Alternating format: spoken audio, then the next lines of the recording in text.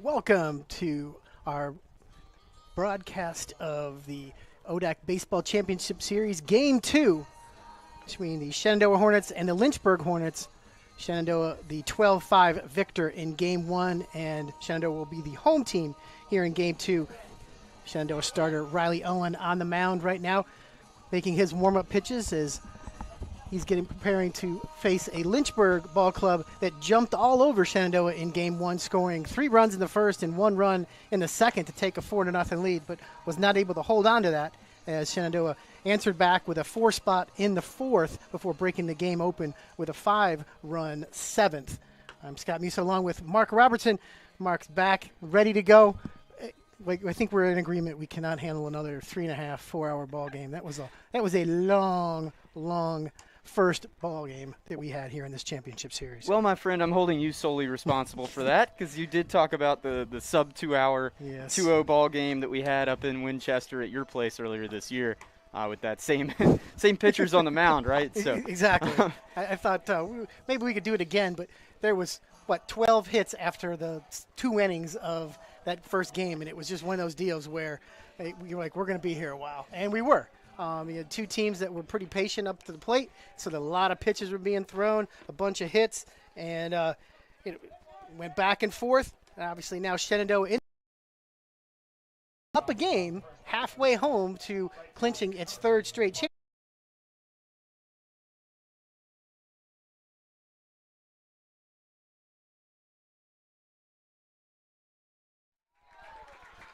All right, we're back here. We apologize for the technical difficulties. We lost the stream there for a second. We are midway through the top of the first inning here. Lynchburg now with runners on 2nd and 3rd with 1 out as the last batter up there. That was Carson, doubles down the left field line. So that brings up Adrian Neves to take on Shenandoah starter Riley Owen. Owen comes into the game with a 7-0 record, 10 appearances, 6 starts, 40 2/3 innings pitched. He has a 3.5 ERA and 40 strikeouts in those 40 2/3 innings pitched. He's already got 1 today. That was the Lynchburg's first out of the game. Jackson taking a called 3rd strike for the first out. And then Carson doubling down the line, as I mentioned, to bring up Neves. And Owen just grounded back to the pitcher, and I guess Owen forgot where the base runners were because he turned around a second like he was going to roll a double play. I think he got a little nervous there and got confused, but hats off to Lynchburg for not being passive, being aggressive, taking the base that is given to them. So they score the first run of the game here now with 2 out, and Lane up to the plate. Cameron Lane had a great first game, 2 RBI single, and 4 walks? Oh yes. No, he flew out to end the game. Yeah, he flew out to end the 8th. End the 8th. So he was 1 for 2 with 3 walks, reached base 4 times. Apologies, guys, doing this off memory. 0-1 count now to Lane. Mark and I might be a little punchy. We've been roasting in this. Nice play by Martin there, and a good dig out by Wolford to end the inning. So Shenandoah, not so bad as the first game, huh? In the first inning, holds Lynchburg to a run. Yeah, run on 1 hit, leaves 2, and the Shenandoah Hornets coming to bat here in the bottom of the first inning.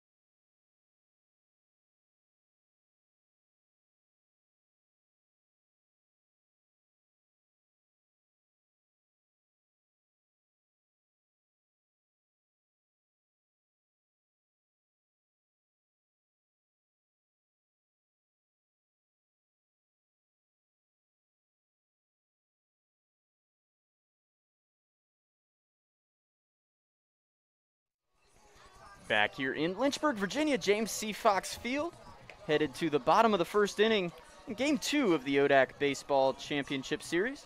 Shenandoah took Game 1 by a 12-5 score, if you weren't with us for that one. A couple late inning rallies there for the visiting Hornets, who are now the home team, not on their home field. Yeah, this is just going to wax out your stats completely. It's just so crazy. Because your home and away record is not really what home and away is anymore. It's when you batted first or batted last. But as we talked about at the top of the Game 1 broadcast, winning Game 1 was super critical because obviously you want to be in the driver's seat. But if you're Shenandoah, to win and then be the home team in Game 2, when you have to go on the road, you certainly don't want to wait until the last day and have all your chips in Game 3. So if you can close it out right here in Game 2, so much the better. And no better place to do eliminating home that. field advantage, so to speak. Yeah, and so much the better to do it as the home team. Of course, a tall task for Shenandoah here, despite being the home team in Game 2. As the ODAC Pitcher of the Year toes the rubber for Lynchburg, that's Brandon Pond, junior from Chesterfield, Virginia. The right-hander had a fantastic season, as you see Ritter sky that one to center. Kinston Carson calling off Neves and making the play for out number 1. Pond with a 2.79 ERA, 7-4 record, 13 starts on the season, 80 2/3 inning, and 83 strikeouts. So this is the lone change in the Shenandoah lineup. Jackson Foreman, after Grant Thompson's a late scratch, he was cramping up. So Foreman draws the start. He'll be the DH, and then Cooper Anderson will stay in his spot in the 7-hole in the order, but will play right field. So a little bit of a change here for the Shenandoah Hornets in the Game 2 lineup. Foreman did make an appearance in Game 1, drew a bases-loaded walk to drive a run in. That big 5-run 7th inning. Ball misses. Now it's 1-1 with 1 out. Lynchburg scored in the top of the first. Parker Schaefer was hit by a pitch to lead off the game. Ended up scoring on a ground out by Avery Neves. Check swing there, fouled off. 1-2.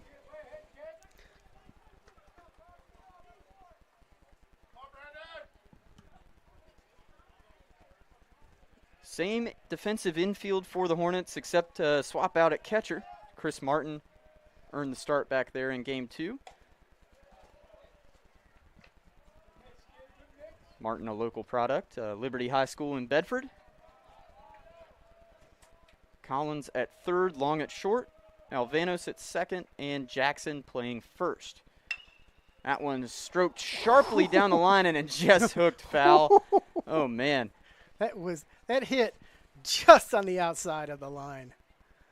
Pretty clearly foul, but it spent most of its life in fair territory before it hit the ground. Yeah. It was fair when it crossed the bag. I mean, it put on the blinker there as it went past Gavin Collins. Dodging a quick bullet there. 2-2 now the count. Pond, the pitch, check swing, fouled it off.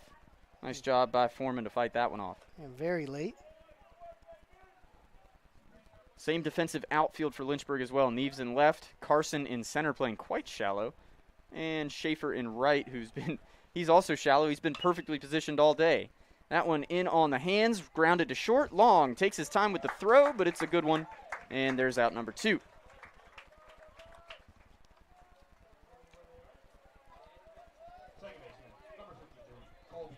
Here's Colby Martin, wearing number 53, as all Player of the Year caliber people, do. Pick a prime number, right? That's what it is. 53's prime, isn't it? I think it is, but he certainly would not have picked that if he had the first choice. But he was in that last group of guys to come in to get jerseys. And it always turns into, okay, what fits at that point? Well, Ichiro wore 51, right? So he's like Ichiro plus 2, man. I think you just got to look at it that way. And I mean, if I'm Colby, I'm sticking with it. Got to work for him. Dance with the one that brung you, man. Exactly. 1-1 the count. Pond misses just outside with that one.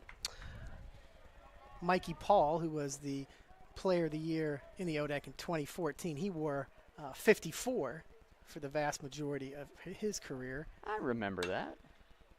As did Jake Lowe, who was an All-American after Mikey Paul. They both wore 54. And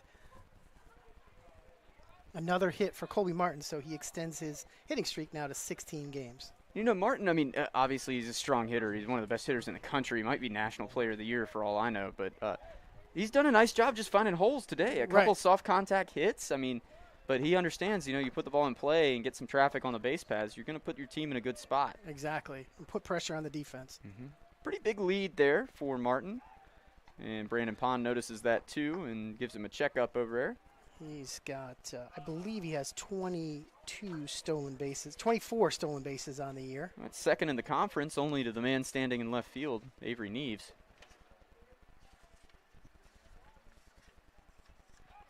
Another throw over.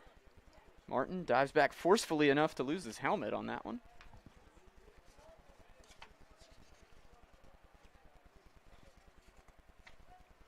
.490 batting average headed into today. Just unreal. Guy at the plate can hit too. That's Wolford. Martin running. Nice throw by Chris Martin. And Martin on Martin crime. He's out. That'll end the first. It's Lynchburg 1, Shenandoah nothing. Here in Game 2 of the ODAC Baseball Championship Series on the Lynchburg Hornet Sports Network.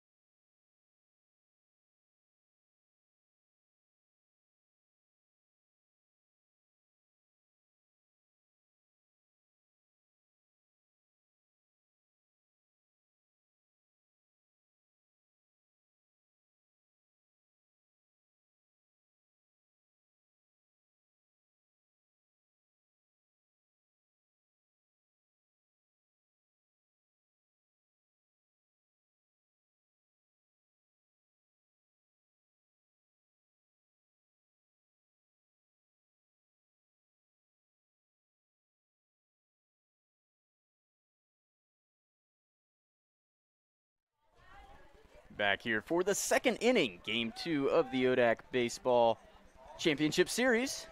Lynchburg with a 1-0 lead over Shenandoah here on Lynchburg's Fox Field. But the Hornets are the visiting team per tournament format. So they're hitting here in the top of the second. And leading off for Lynchburg. Well, the Hornets are the home team too, aren't they, Scott? Yeah, they are. We got a lot of Hornets. A lot of Hornets. We got a whole lot of buzzing going on. Still a lot of stand. You know what? If one of these two teams wasn't in it, Randolph-Macon probably would be. And yeah, just never ends. Yeah, Gavin Collins is the hitter. That's what I was trying to say. But we're going to lose one of our stinging insects here. I guess we basically have lost them. Well, they're still playing softball, right? Yep. Yeah, they're still carrying the league banner. Emory and Henry still carrying the league banner in the softball championships. Yeah, we should say good luck to Emory and Henry and Virginia Wesleyan today, representing the ODAC in softball action. Lynchburg's men's lacrosse team still alive as well, chasing that national title. Hornets are up in Salisbury, Maryland right now, getting ready for tomorrow's game, a quarterfinal game. Collins hits that one to short. Ritter up and across, out number 1. That'll be the third time that you've played CNU in men's lacrosse this year, correct? Correct. Each team won at home, so we'll see who wins on neutral site turf. Again, the vagaries of the COVID schedules that this is going to happen. It's kind of silly to drive all the way to Salisbury to play CNU, isn't it? Exactly. Should have just met up in Richmond or something. Well, you got to think, the CNU softball team played Salisbury in the coast-to-coast championship game in Milwaukee. That's right. Well, you know, meet halfway. I guess so. They got, a couple California teams in that league? Yes. As you see Alvano's chop one to second. Martin takes care of him. So 2 quick outs. Coast to coast. Does that mean the coast of Lake Michigan? Is that why they played in Milwaukee? Yeah, I guess that's halfway, I guess. I mean, what else are you going to name that conference, though? I know. Sea to shining sea over there. Quite literally. I'm a little bit biased, but the same guy who designed our athletic logos at Shenandoah designed the Coast to Coast logo. So I thought he did a nice job with that. Yeah, it's just yeah. just a tough deal, like having somebody Salisbury, Maryland, all the way to I think UC Santa Cruz is one of those schools in that league as well. The Banana Slugs. I believe so. Good for them. I haven't talked about Chris Martin yet. He's watched 2 balls and now a strike go. Well, I talked about him in the field. Martin made a perfect throw to throw out the other C. Martin on your stat sheet. That would be Colby Martin, the second baseman. Caught him stealing to end the inning. Now his first plate appearance of the day. It is now 3-1 to Mr. Martin. Martin graduated in 2 years from Lynchburg. He's now pushing for his MBA. That's impressive. That is very impressive. He doesn't know this yet, but he's going to be a Vassad Academic All-State honoree at some point in his career. In fact, I just sent those names over to Phil the other day. Phil, Dad, if you're listening, what's up, man? It's an inside joke. Sorry. The mob father. He is the mob father. That's true. It's, the inside joke part of this is that there's so many of us in the league. The league has grown so much that we had a large contingent at a convention a couple years ago, and so it was the ODAC mob was coined there, and Phil at Randolph-Macon being the elder statesman of the group named him the mob father. Good. Thanks. That was a good succinct synopsis of all the ridiculous stuff we've done over the years. But we are lucky. The ODAC has a really good group of athletic communications professionals, and we like each other in addition to work well with each other. So that's good. 3-0 now to Long. I will say, in the hopes that somebody's listening, if you work for the DMV, I tried to get the ODAC mob license plate, and they wouldn't let you put the word mob on my license plate. Oh, unfortunate. So, that's still up for debate. I'm thinking about applying for it again, but my email's on lynchburgsports.com. If you know anything about how to work that process, I promise I'm not inciting violence. I just want the ODAC mob represented, on my vehicle. Just some kind of positive, or what words can we use? And Long skies that one to third base, and that's put away by Booker. And that will do it for the Lynchburg Hornets in the top of the second here on their home field against the other Hornets. We'll go to the bottom of the second. Shenandoah is coming up to bat, trailing 1-0. This is the ODAC Baseball Championship on Lynchburg Hornets Sports Network.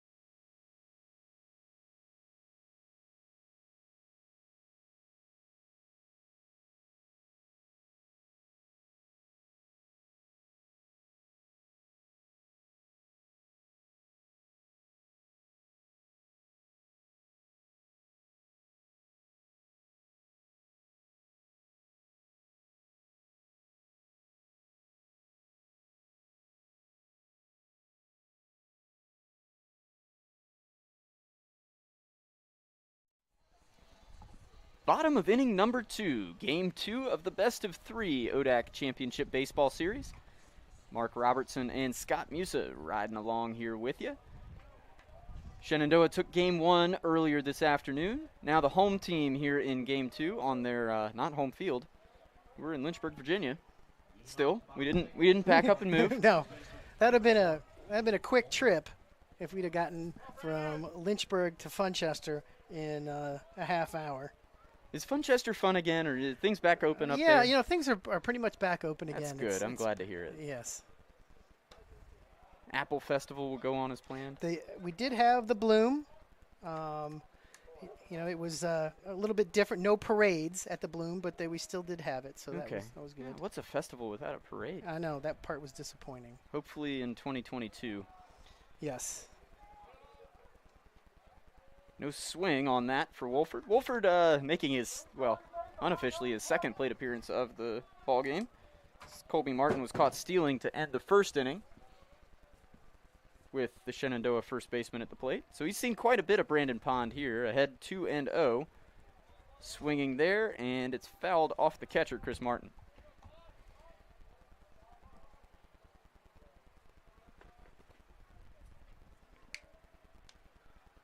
Pond working quickly. And he probably needs to. I think it's, you get ahead, keep working it. That one chopped over a little bit of a close call for Caroline Gerke, our wonderful baseball photographer. She's standing on top of the visitors' dugout. She kind of just watched it go by, like not even really fazed by it, you know. She's like, it's all good. Oof. That one just misses. 3-2 the count. Gutsy take for Wolford.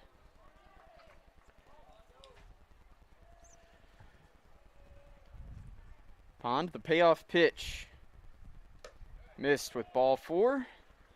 And Shenandoah has a leadoff base runner. That's what you want with a 1-run deficit. That's what you want anytime, really. Yeah. If you're the offense.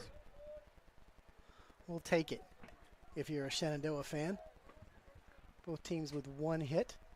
Lynchburg, the early lead, converting the hit batsman into a run in the top of the first inning. I like when the hit batsmen turn into runs. It reminds pitchers you shouldn't throw inside all that much. Yeah. You want to own the plate, but you got to be careful. Don't want to own the batter's box. 0-1 the count. To Booker. Booker, another fantastic local product, right? Shenandoah's got quite a few of them. That one booted by Long at short, and everybody's going to be safe.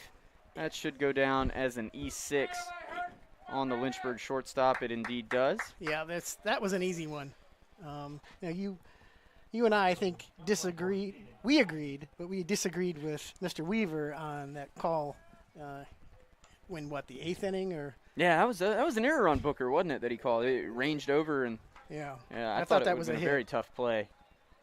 Even if he had gloved it cleanly.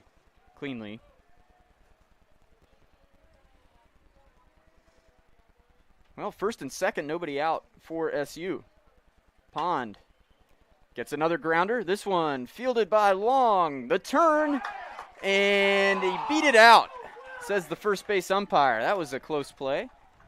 Honestly, this guy couldn't tell you one way or the other. No, I think it was a bang-bang play. Yeah, I mean, Lynchburg fans disagree.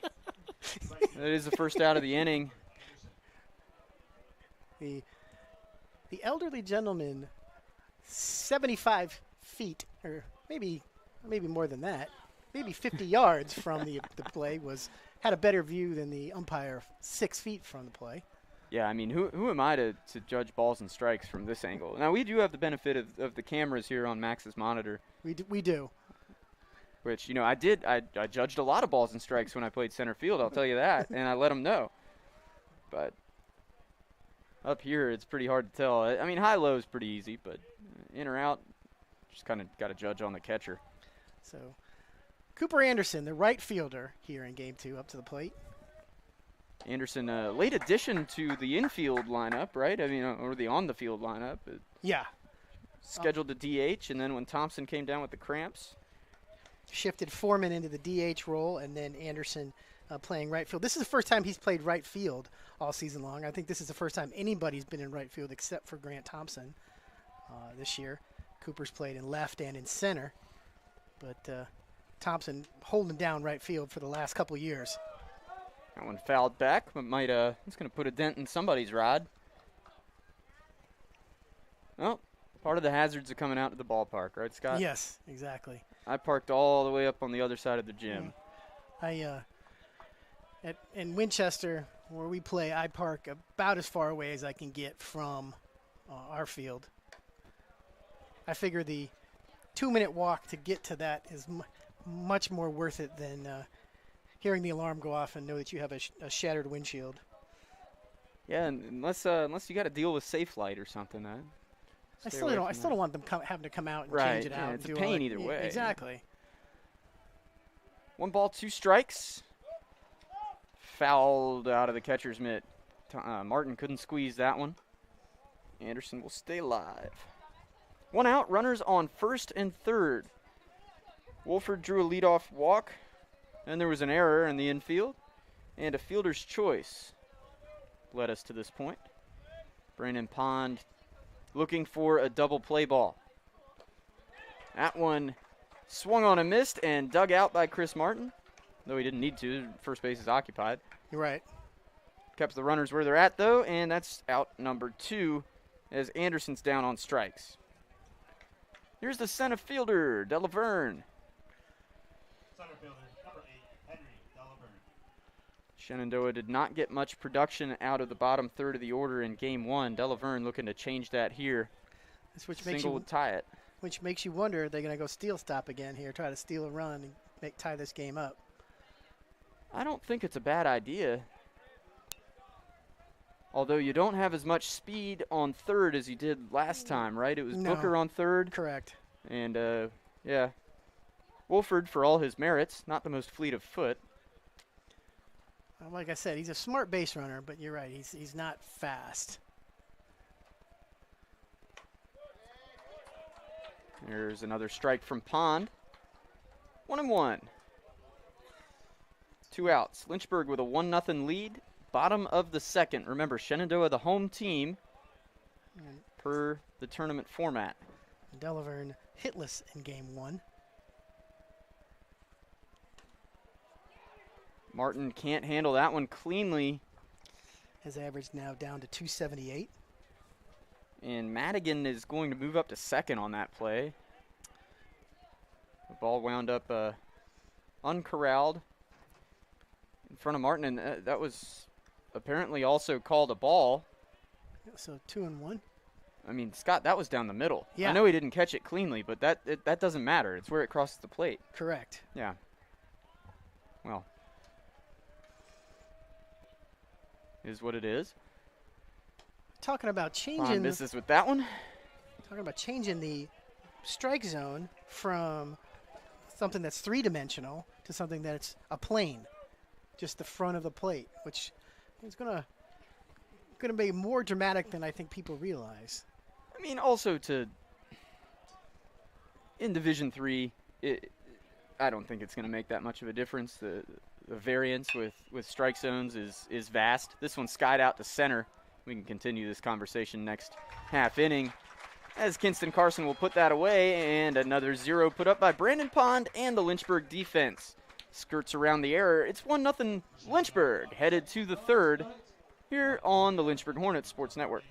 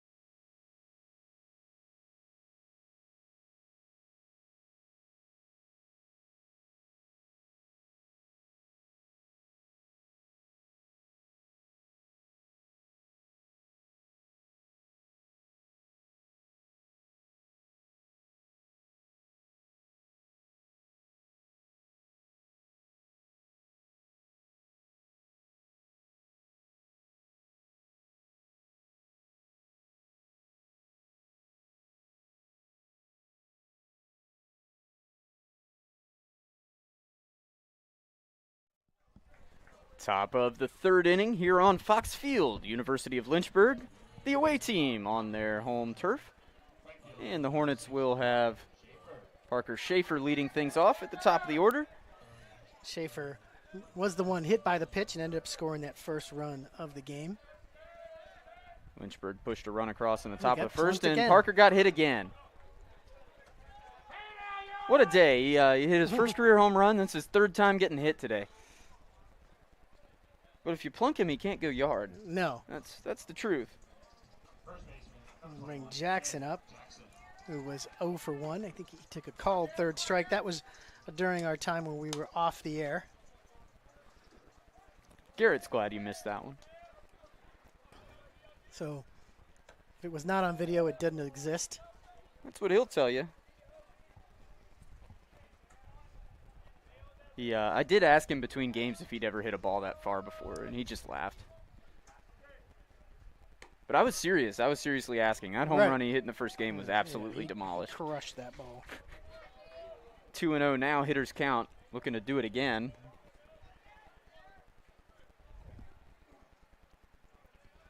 Oh, in the pitch. Jammed foul. Out of play.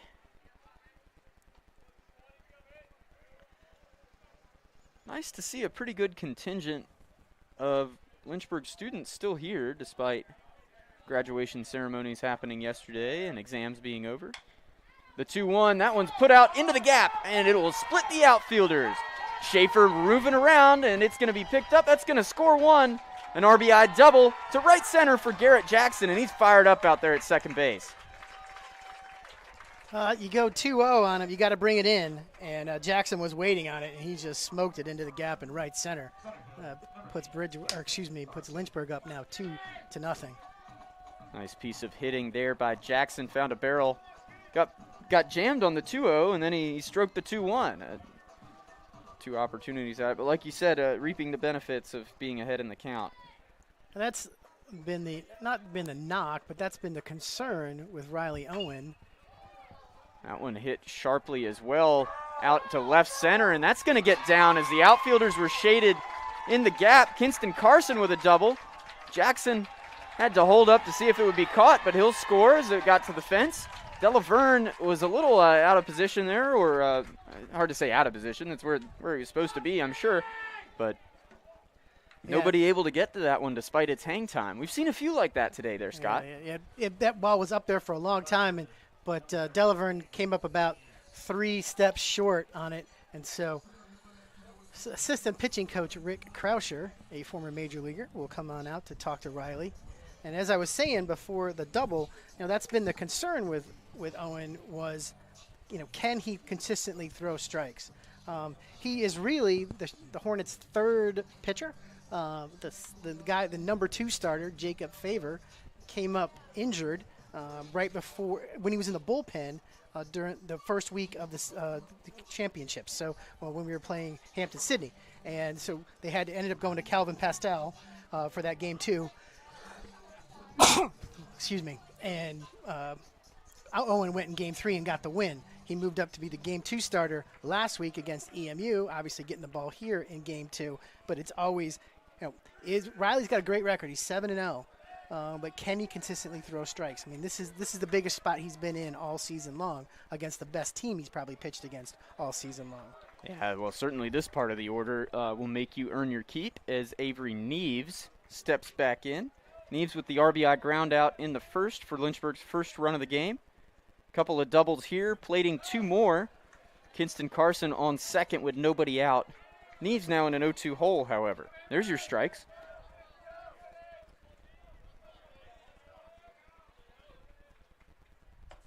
That one misses high. Tried to get him to chase. 3-0 ball game here in the top of the third. A beautiful day in Lynchburg, Virginia. Lynchburg dropped game 1. Shenandoah a couple big innings late to pull away. 12-5 in that first game. So Shenandoah scoring double-digit runs in each of the first games 1 of all 3 series. That's an interesting nugget. That one will be a wild pitch. Carson moves up to third. Makes Avery Neves' job a little easier. Let's see if Shenandoah pulls the infield in. Looks like they're going to. Tell you what, Scott, I'll take the outs. at this point. I leave it in the exactly. infield back. Exactly. But The way that you figure you're going to hit eventually. So, get the outs. Coach Anderson with a lot more wins than I've got under his belt, though.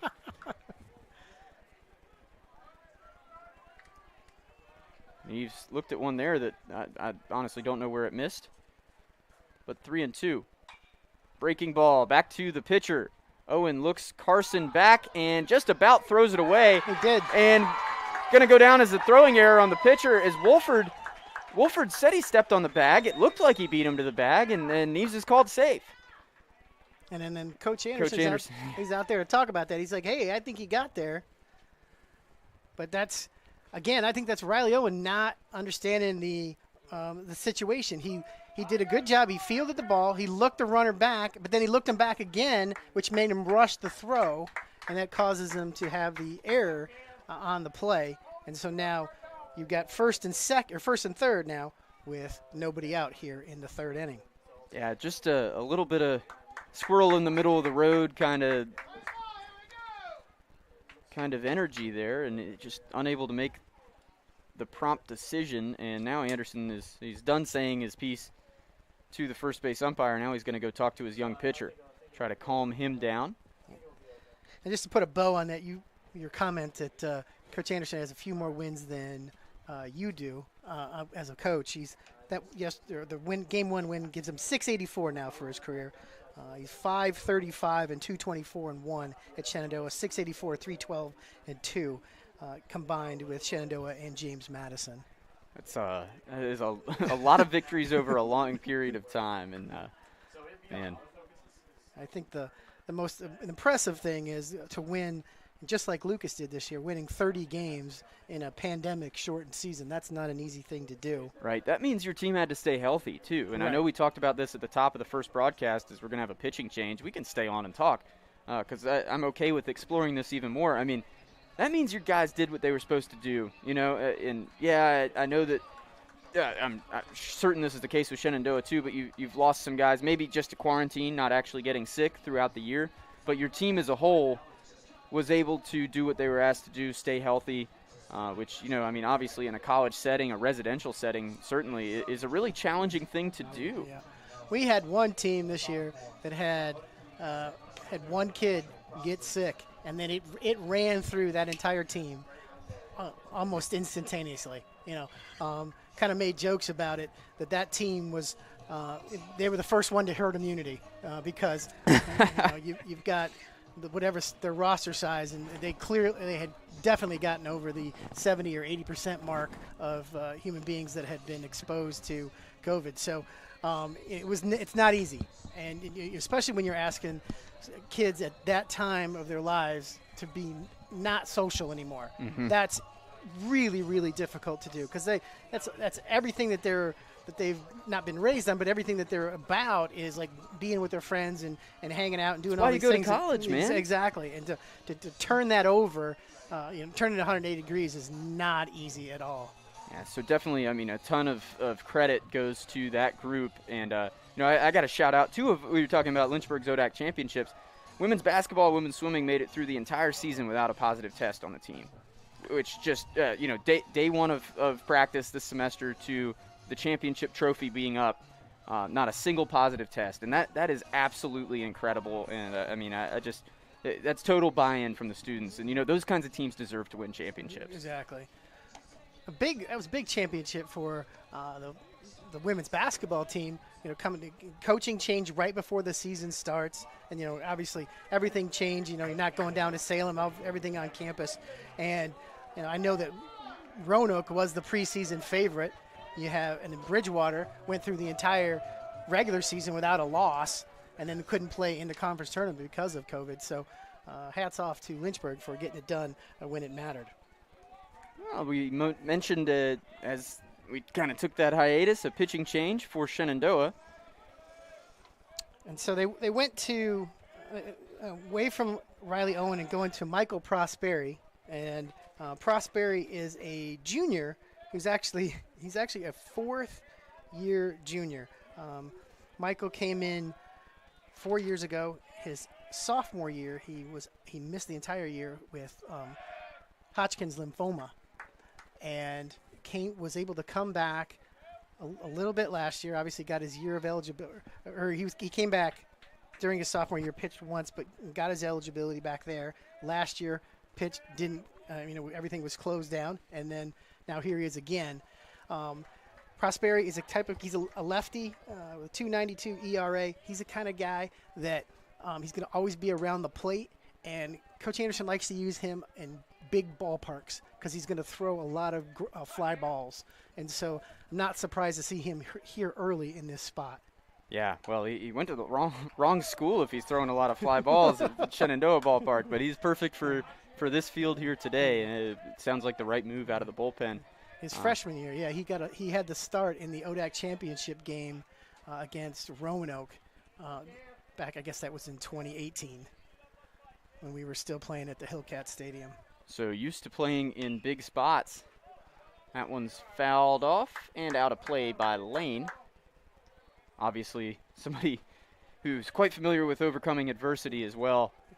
Exactly. Impressive young man. But an adverse situation here he inherits on the field with first and third, nobody out.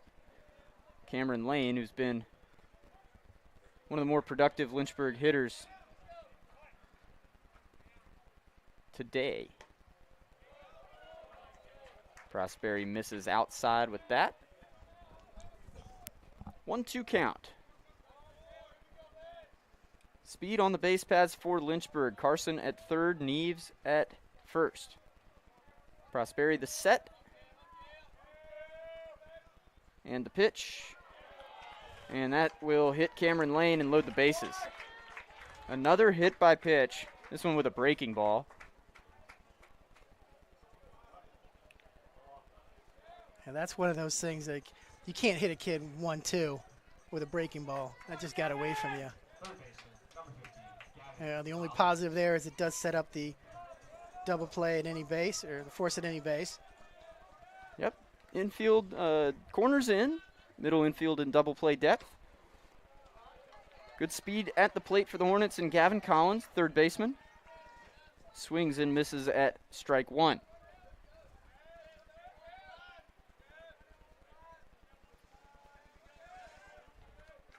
Nobody out, bases loaded. 0-1. In there, 0-2.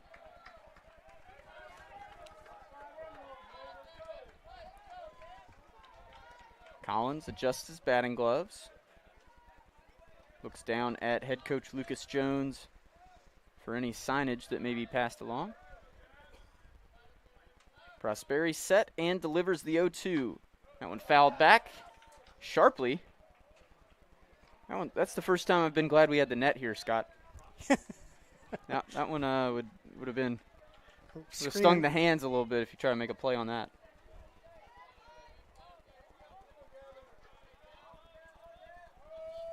Still 0-2. 2 runs already home for Lynchburg in the inning and nobody out. Misses high, 1-2. 5 men have stepped into the box for Lynchburg here in the top of the third. 5 men have reached base.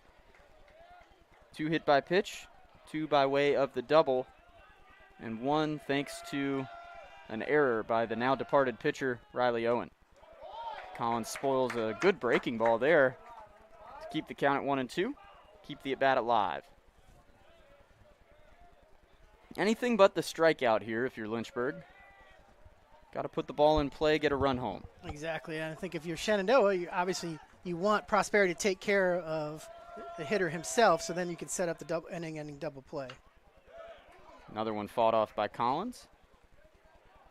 Good hands there by associate head coach Travis Beasley. Bees was a pitcher in his professional career, but I think he always kind of wanted to be a shortstop. Well, he was a shortstop at Randolph-Macon when he wasn't pitching. I need to clarify that. Darn good one, too, from what I hear. Another one fouled off. 1-2.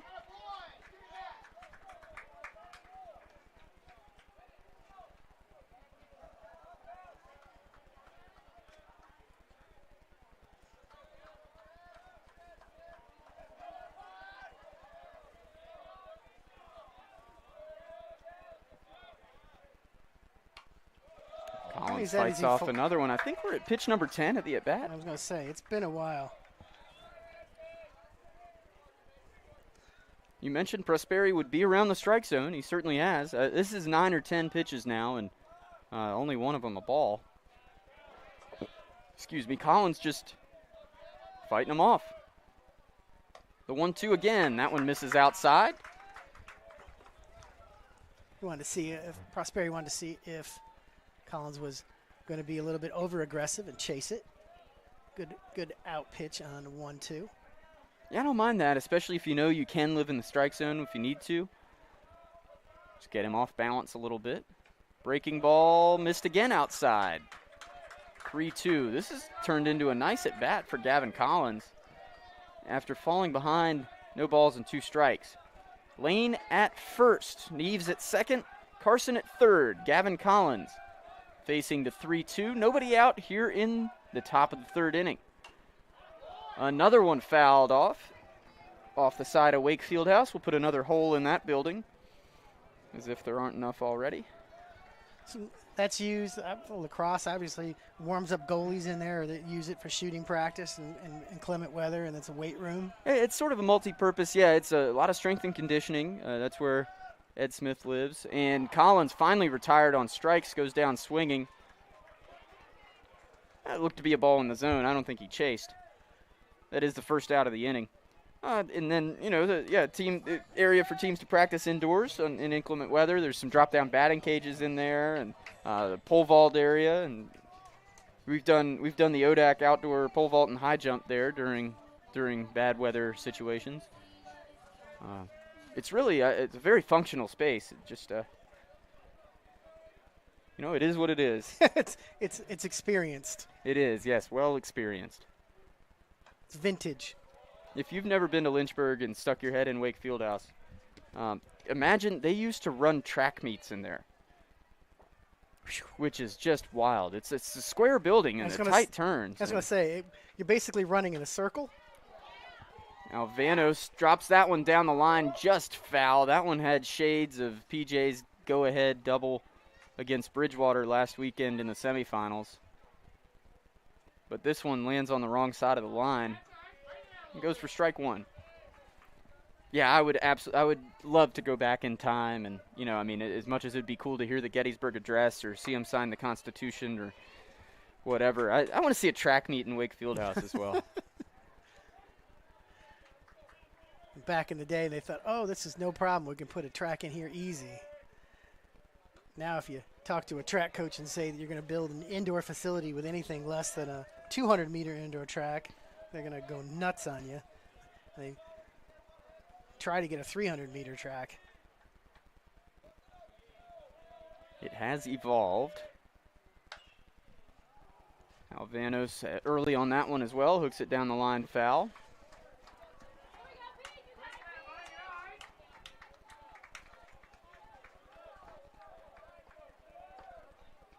Two, 1 out. Bases still juiced. BJ Alvanos trying to cash in for the Hornets. Been one of the hotter hitters in the Lynchburg lineup over the ODAC tournament. That one popped up, might be deep enough to get a run in. Carson, good speed at third. Delaverne under it. They're going to test him. The throw, and Kinston Carson will get in without a throw home. It's cut off. It was just deep enough. Be a sac fly for PJ Alvanos. Yep, just deep enough.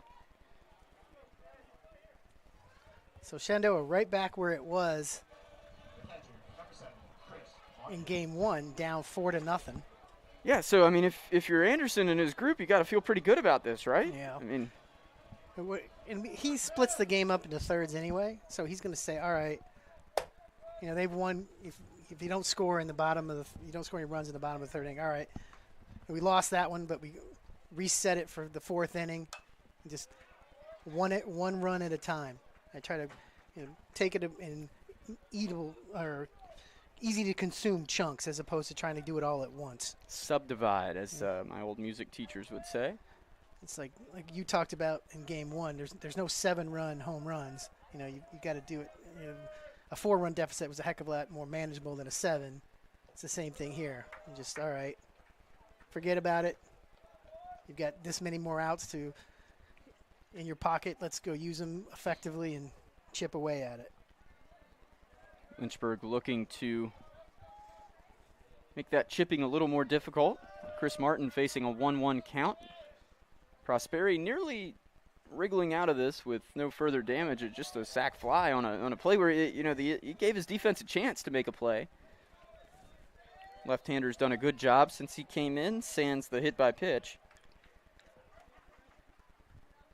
That was a tough one to hit a kid 1 and 2 with a breaking ball. Fastball in there. Now 2-2.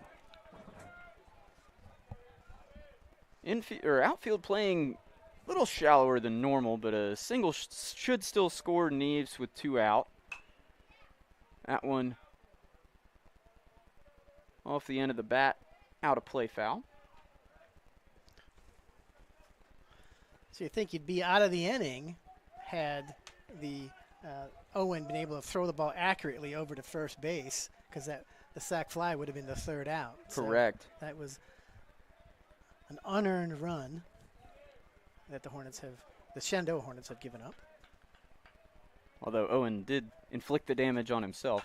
Yes. There is a line drive out to center field. Delaverne can't pick it up cleanly. Neves will score. Collins going first to third, and Chris Martin comes through big. It's 5-0 Lynchburg.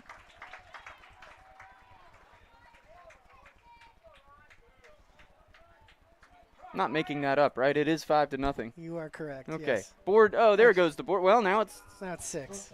they'll get it straightened out. It is 5. Well, here's Ryan Long, the shortstop. They still have Riley Owen in the game. Long looks at ball 1.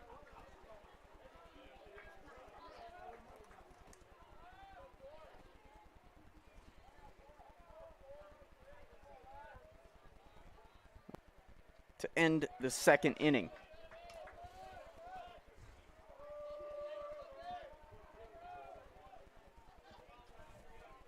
Five nothing Lynchburg. Runners on first and third, 2 out here in the top of the 3rd.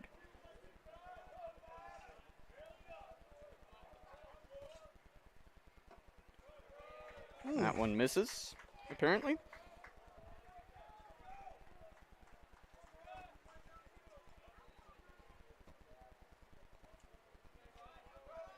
Prosperi, the sign, and the set. Kicks and hits that one with a strike. Yeah, he's got the board is now correct.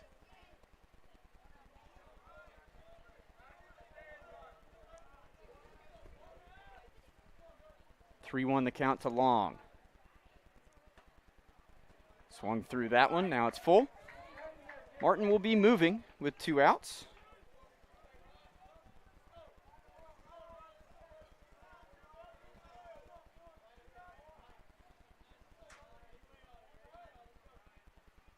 Payoff pitch. That one skied to left field. Left fielder retreating. Could it be? Oh, he robbed it! He robbed it! What a play in left field by Madigan. Wow. Taking away a 3-run home run, and that could be the difference between an ODAC championship and not for the Shenandoah Hornets. What a play. Jumps over the fence and pulls it back down again. I mean, Scott, there's no way that ball wasn't going out, No, was there? He no. collided with the fence as he caught it. I can't believe he held on to it either. That's one of the best catches I've ever seen. Catches the ball, falls down, my. and then holds it up for everybody. Just like you're supposed to do. Man, that's the catch every left fielder dreams of making, isn't it, in that situation? Well, not to take away from it, but it is 5-0 Lynchburg. We're headed to the bottom of the 3rd inning. Shenandoah trying to get on the board. With 1 hit so far, this is the ODAC Championship on LHSN.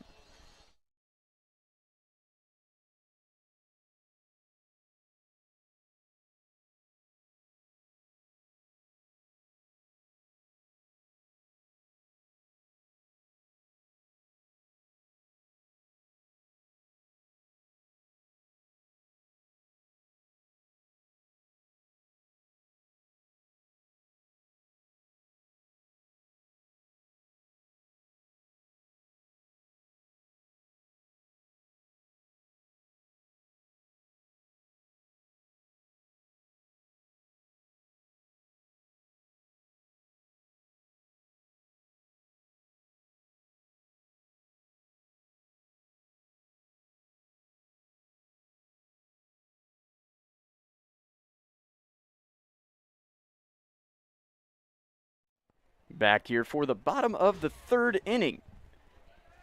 University of Lynchburg leading Shenandoah 5-0 in Game 2 of the ODAC Baseball Championship Series. Best of 3. If Lynchburg can hold on to this lead, we'll play here again tomorrow. 2 o'clock? 2 o'clock, right, Scott? 2 o'clock. 2 o'clock. That would be Eastern Daylight Time for those of you in other places. Links live on suhornets.com, lynchburgsports.com, odaconline.com, whatever your preferred vendor of live stream links are. This one skied out to right. Parker Schaefer camped out under it for the first out of the inning as Moon is retired. That'll flip the lineup card over. Frankie Ritter, who flew out to, center field to begin the game? Yes, he did. The fantastic Shenandoah shortstop digging in against Brandon Pond for the second time. Pond misses with a fastball for ball 1. Hey, Stu, you're not going anywhere yet, dude. No, we're winning 5-0. You can't leave. Pond in the wind. Misses again with a breaking ball. 2-0. Don't want to get behind in the count to this guy. Of course, Brandon knows that. It's not like he's trying to. Righty delivers. And Ritter chased ball 3 there, fouls it off. You want to be patient, but you're down 5-0. You want to make something happen. That's for darn sure. Pond, a little variation in his windup here that time. Did you see that? Little stutter step? Yeah, a little Johnny twitch. Cueto? Yeah, a little twitch. I like it. I admire guys who can do that. I felt like when I was pitching, and I wasn't much of a pitcher, Scott, but I had to replicate every time to just be able to put it where I wanted. Misses there with ball 3. It's full now to Ritter.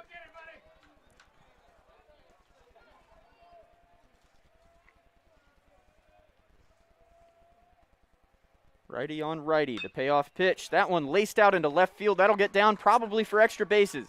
Neves can't get it, and it rolls up to the fence. Ritter looking for 3. Good throw from Neves. Long, the relay. He's in there with a triple.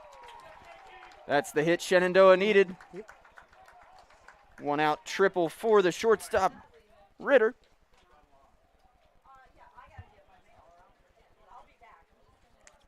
And SU knocking on the door here for the first time in the ball game. First runner in scoring position, am I right? No, Yes. no. They had the walk in the air. They had first and second, nobody out in the second. Right. Don't be surprised if we see a squeeze here, Mark. Foreman, the freshman, here in a big spot. Late addition to the lineup as Thompson is dealing with some cramps. We saw him kind of gimpy on the base paths. Yeah, see, and now we see him walking with assistant athletic trainer Rob Brennan.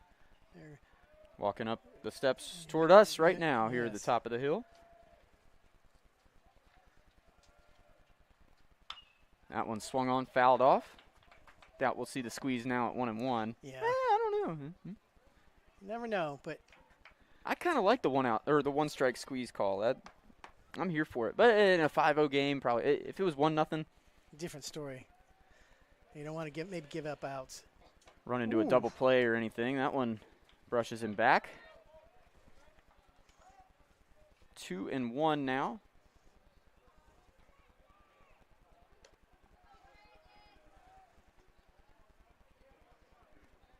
Everybody kind of takes a reset now. New delivery of baseballs for the umpire as well. Collective deep breath. And now Brandon Pond from the set. Misses with ball 3. Foreman in the driver's seat.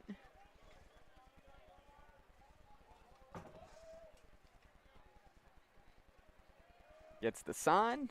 Got to think it's going to be a fastball here, Scott. And he blew it right by him. Yeah. Could not catch up to that one.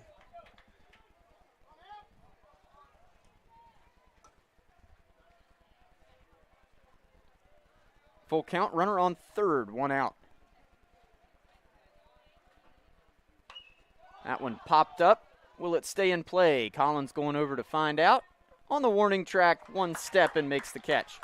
Second out of the inning. Disappointing for Foreman. If you're Shenandoah, though, this is exactly the guy you want up to the plate in this situation where you have to have a hit. He's already got one in the ball game, does Colby Martin. The Old Dominion Athletic Conference's Player of the Year. And rightfully so. I mean, the guy is just an incredible hitter. Pretty good second baseman, too. He's probably going to be an outfielder in the future. But the way that the Hornets outfield is constructed this year with Delaverne in center and Thompson in right. Well, and you saw the catch Madigan made last half inning, robbing the home run from Ryan Long. Exactly.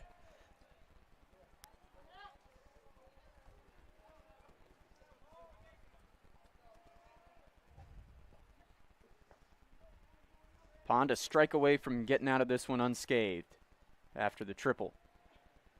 The 0-2 climbed the ladder, and Martin didn't bite. 1-2 now. Ritter, the runner on third. He tripled to left center 2 batters ago. Pond hit his spot there, but it was just outside. Ball 2. About every player in the field for Lynchburg took 2 steps toward the dugout on that. They all thought it was a good pitch. Well, just because you hit your spot doesn't mean it's a strike, right? Oh, but that's why it was his spot on 1-2. Yep, that one in on the fist. Martin throws his bat away in disgust. Neves makes the call, and a little bit of a stumble. Just, get our Adam's apples up in our throat a little bit. But Lynchburg out of the inning unscathed, despite the 1-out triple. Here we are, a third of the way through. Lynchburg 5, Shenandoah nothing. This is the ODAC Baseball Championship on LHSN.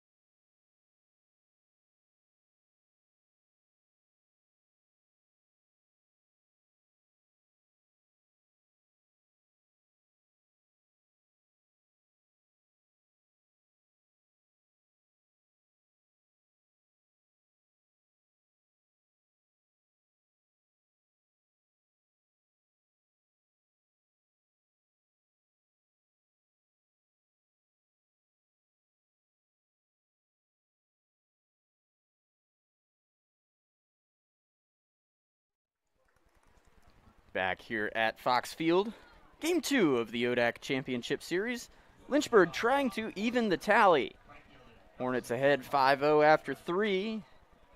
And now taking the batter's box to lead off the 4th is Parker Schaefer. Schaefer would like to end a streak. He's been hit by a pitch 3 times in a row. That's a painful streak. It's also a streak that gets you on base. And guess what, Scott? He scored twice. Yep, and that's all that matters. 1-0 there on a ball that does not hit him. Schaefer, sharp ground ball, just foul down the third base line. Somebody in the Hornet bullpen, I believe that's Joe Hurwitz. Yes, it is. Had him played perfectly. Guess a couple of the guys got tired of chasing balls down there, so they went down to be the Bird Dogs. There's another one. Joe, heads up. Well, let's be honest. They're down there because it's nice and cool. It's in the shade. That's why they're down there. I mean, you don't have to be Einstein to get into Lynchburg, but they're not stupid. Schaefer looks at that one, 2-2. Lynchburg, a run in the first and 4 in the third. Hornets were Also out to an early lead in the opener today, but Shenandoah had other plans. Scored 8 runs unanswered late. Excuse me, 7 runs unanswered late to win 12-5. Yeah, There's a lot of runs. it was a lot of runs. He had the 5 spot in the 7th, and then 2 more in the 8th. Schaefer, and Hit he's him. hit again. That's 4 in a row, isn't it? Yep. Dating back to last game. Oh, man. Well, Hit him, coach. Why he's on first? that's the 3rd one. And of course, you and I talked before the game about one of these umpires making the call about these guys don't try to get out of the way, calling it strike 3, and now it's gone the other way. I mean, they're not. they're like, Yeah, "Yep, hit Parker 'em." didn't make much of an effort to get out of the way of that one, but I also think that's a dumb rule. If he's going to throw it in the middle of the batter's box, I'm going to turn and wear it, man. I'm getting on base. That comes from a guy who was a 200 career hitter, so that might be why.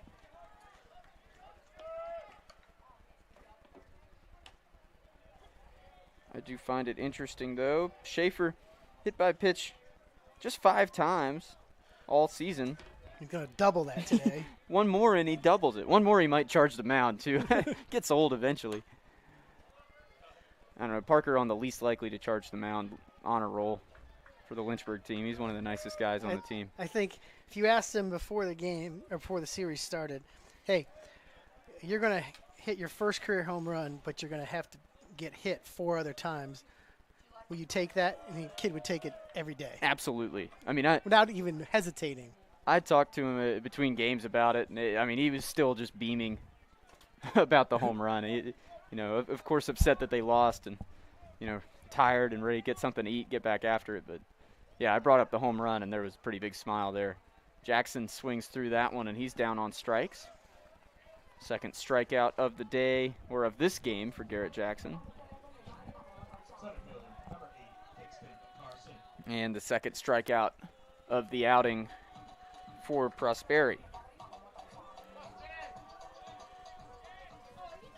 Kinston Carson, RBI double. Last time up, he's 2 for 2 with a couple of 2-baggers. Throw over and Schaefer back.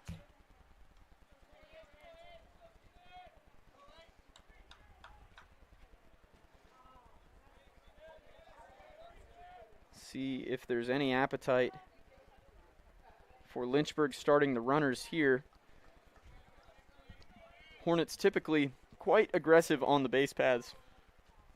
Have not really been all that aggressive today. I think just one attempted steal, correct, Scott? Yeah.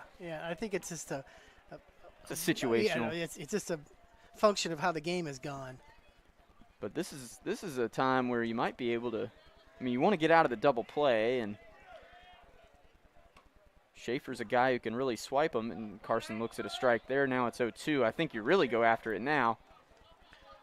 Although the high fastball kind of sets the catcher up for the throw. Might be respect for Mr. Moon there behind the plate, too. Shenandoah staff very high on Matt Moon's defensive abilities. Talked about that in the first game where it was a pretty logical pinch hit situation that they left him in. Tough guy out there catching both ends of a doubleheader. In this heat. Yep. Carson, this one hit sharply to center field. Delaverne runs in and makes the play. I think he's kicking himself a little bit for not coming up ready to throw back behind Schaefer to try to double him off, but they'll take the out. he should.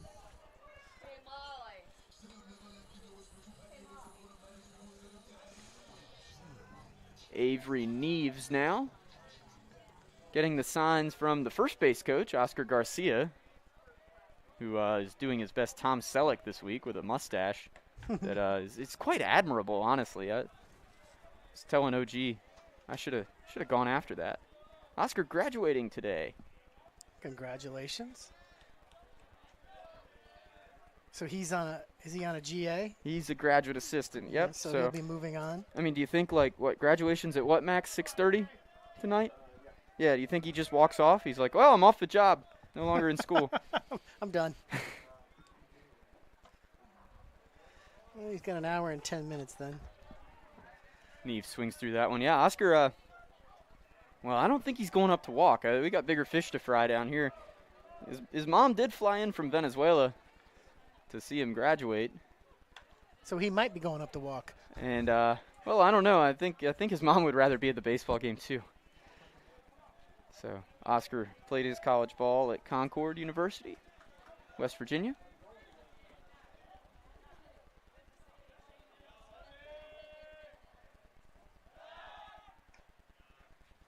Schaefer dives back in safely.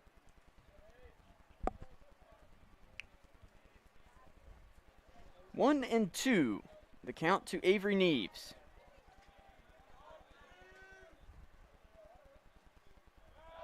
And I did actually miss this when it happened, Scott, so we'll try to do it some justice now. Neves now the ODAC single-season RBI record holder with that RBI ground out in the first inning. Congratulations. What's he at, 68? Yeah, 68. Jeez Louise, man. I don't know if I drove that in, like, in my life.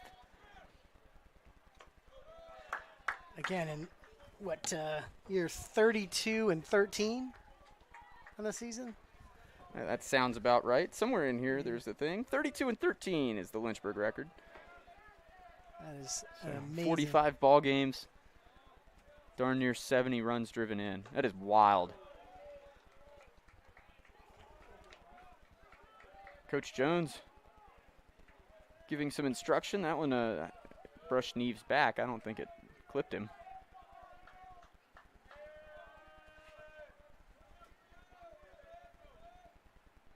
The pitch.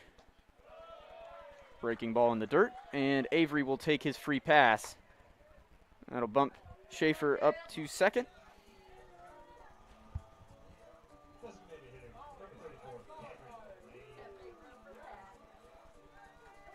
Here's Cameron Lane.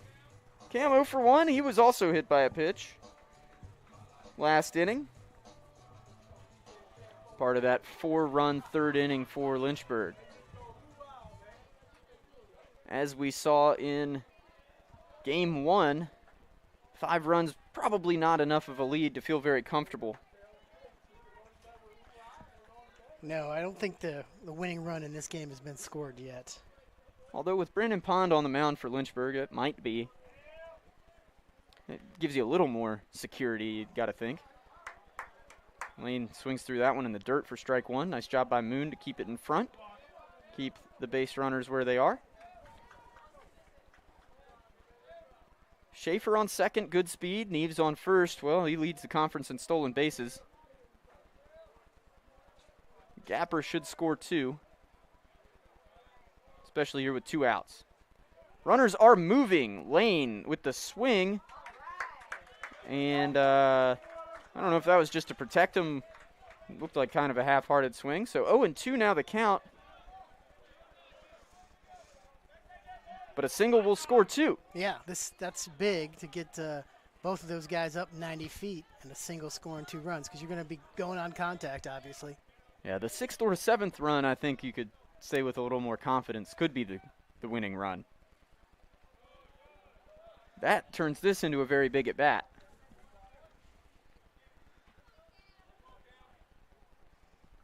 One and 2. Lane, who walked, 3 times in the first game.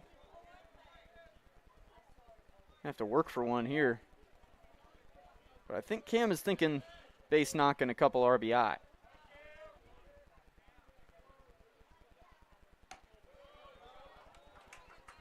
Two and 2.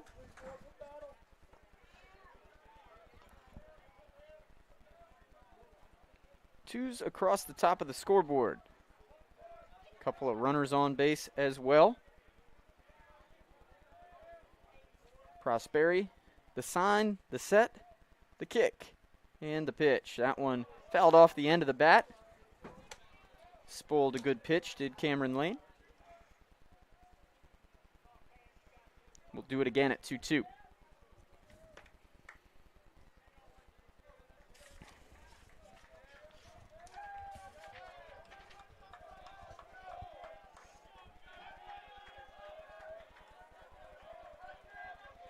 Lane hitting .378 this year with runners on base. 7 for 41 in that category. He's a big spot for this kid. Could break this game wide open. Obviously, Lynchburg with a commanding lead, but as we just mentioned, 7-0 feels a lot different than 5. He's even better with runners in scoring position. .435 clip there. And that one is well struck. It had eyes. Got by Martin, and that is a 2-run single for Cameron Lane. Lynchburg leads 7-0.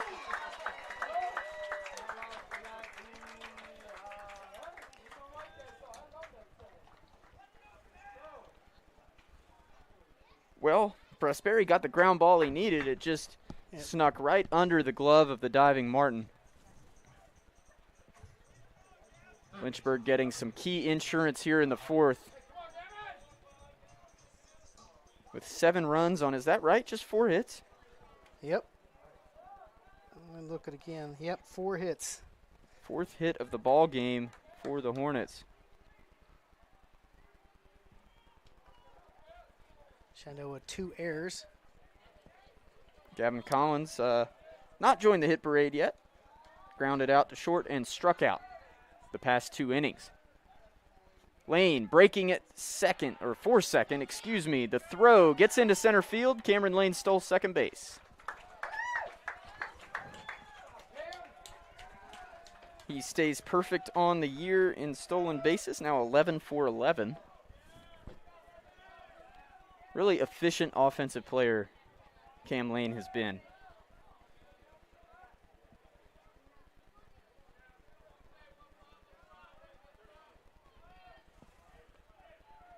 Collins now with a chance to drive one home. Takes a strike. Now it's 1-2.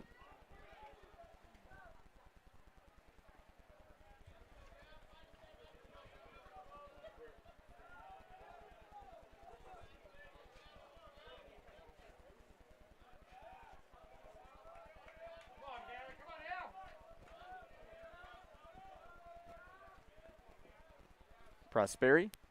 The 1-2.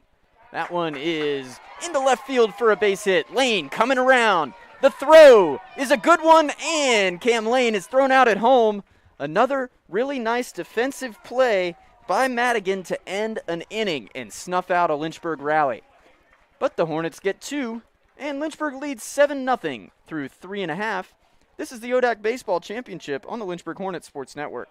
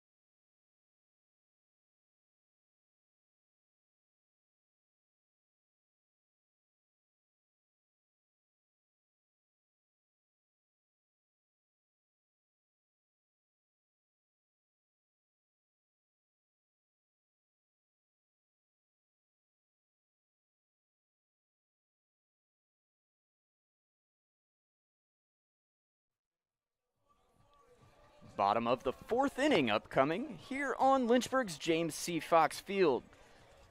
Game 2 of the ODAC Baseball Championship Series.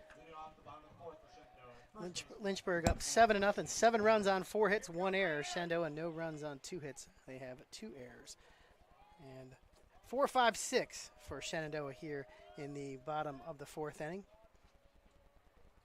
Another great defensive play to end the top of the 4th by Madigan in left field. He's robbed a homer and thrown a guy out at home. Yes, it could be 2. It could be at least 2 runs worse. Well, it would have been what, a 3-run? It'd be 4 runs. That would have been a 3-run homer. Home run, yeah. Be 11-0 Lynchburg if not for Madigan's heroics out there.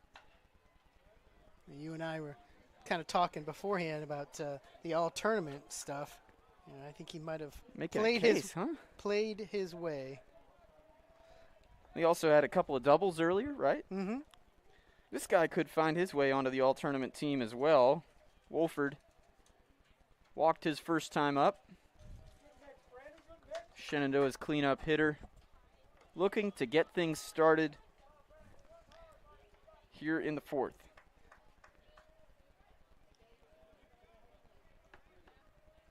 You mentioned the thirds of the ball game. Well, Lynchburg out to an early lead in this third as well with 2 runs in the top half. Wolford fights that pitch off. Yeah, they need to be patient against Pond and just, let the game come back to them. Obviously in a huge hole here, but one step at a time. Patience is key against Brandon Pond. Of course, he let that one travel, and that's a no-doubter. Wolford, a home run, and that gets him within 1 of the school record? Yeah, 1 of the school season record. That's his 43rd career. To extend that lead out, his 14th of the season, and that actually ties. The Shenandoah has now 52 home runs as a team this year, so that ties the 2000 team for the most in school history in a season. Pretty good offensive club, and that guy a big part of it. Big beard, big bat. Yep. And there goes the shutout bid for Brandon Pond. One of a few no-doubt home runs we've seen today. That was one of those deals where there was a lot of anger with that swing. He just kind of hit it, and he's like, okay, that's one. Yep. And, I've been in that situation where you're down 7-0. You got to claw back. You can't do it all at once. But once you get 1 on the board, you just feel a little glimmer of hope about it. This one grounded to short, long, throw a little low, but Jackson snags it. And Booker's retired for the first out of the 4th inning. Like what you see there, Pond, not letting the home run get to him. He knows he's working with a big lead. Just get outs. Yeah, his job is to keep throwing strikes and let his fielders do the work. You've got a 6-run lead. Just kind of coast. Make it easy. Does it again. That one hit to third but foul as Collins picks it up behind the bag. What time do the Hornets and Captains play tomorrow? The game's at 4.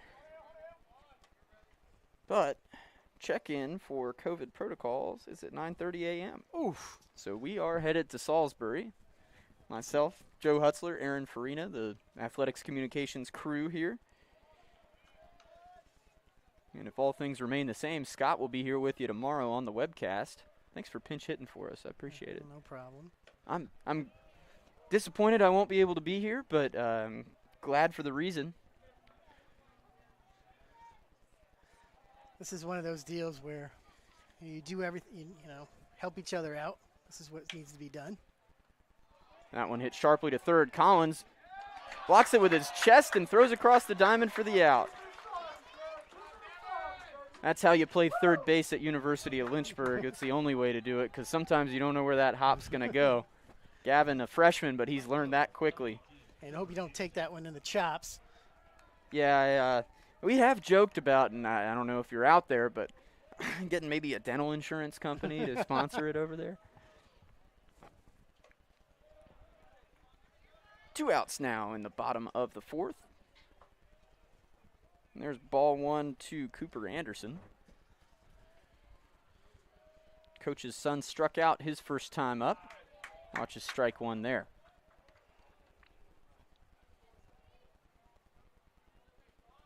I think some sponsorships could be worked out that way, right? I would think there'd be a dentist or somebody with a sense of humor. That Yes. one chopped to third. Collins charging. Throw is low and dug out by Garrett Jackson. So, the home run makes it a 7-1 deficit that Shenandoah faces, but then 3 straight ground balls. Brandon Pond recovers from it, and we're headed to the 5th. This is Game 2 of the ODAC Championship Series on LHSN.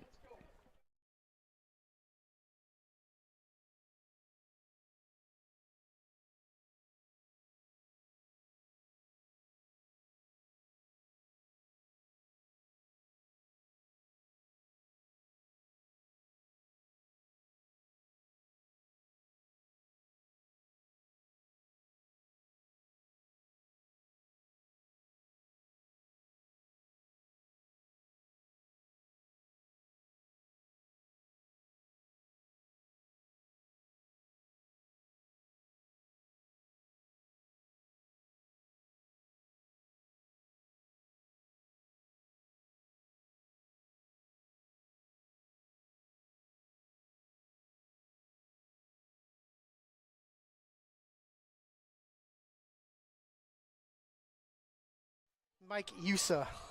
Back here for inning number 5 of Game 2 of the ODAC Baseball Championship Series here at University of Lynchburg. I'm Mark Robertson, the Sports Information Director at Lynchburg, joined by Scott Musa, who Assistant AD, right? Assistant Athletic Director for Communications. Oh, excuse me, Associate AD. You paid your dues, my friend. Yes, this is finishing up year 29, so yeah, I think I've paid my dues. Well, I'd say you've earned it then. Of course, year 29, a whole lot different from the first 28, running a department through a pandemic. Yes. But tell me, Scott, is that Wild Thing Vaughn out there wearing 99 on the mound for Shenandoah? Mike Yusa, another COVID freshman, a kid from Winchester. His father played basketball at Shenandoah University in the late 80s, early 90s when they were championship teams, and stayed in the area, and now his son, a pitcher. Yusa's first pitch is ripped into center field by P.J. Alvanos. That's another hit for P.J. That group, Madigan and Cooper Anderson, Mike Yusa, all those kids played on a Babe Ruth team that ended up hosting the World Series at Jim Barnett Park in Winchester. So they were all part of that a team that kind of played together as kids, and they've grown up through it and now still playing in college together. And they all like their hometown enough to stick around. Yes. Of course, it does help when that hometown school has a program that's been as successful as Shenandoah's has been under Kevin Anderson. A real Division III powerhouse. I remember being very, very angry as an ODAC baseball player at the time that Shenandoah was coming into the conference. You're like, this isn't going to help. And you were in a situation,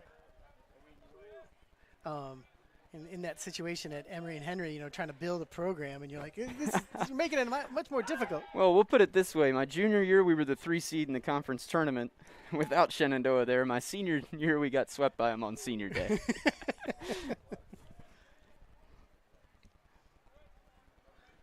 And now the Wasps moving to Division II. I mean, that's not official yet. They still have to be, I guess, Division II has to accept them, but that is the intention of the Emory and Henry Athletic Department. Well, they've been accepted into the South Atlantic Conference, which is the real one. That one lined in a center. Really nice play by Delaverne, and he gets up firing. Almost clips Alvanos. Yeah, Delaverne, we saw a play on a Kinston Carson line drive last inning where he was upset with himself for not making a play out of it first. That time he was ready, like you said. Nice sliding catch. Yeah, you're right. Emory Henry has been accepted into the South Atlantic Conference, but the NCAA Division II still has to vote on it. Right, and they have to go through the provisional stuff and all that. Yeah, whether the exploratory year and then the provisional membership. Emory's still chasing that first Division III national title, as you see Alvanos start for second, and he's gunned down. Nice throw by Moon.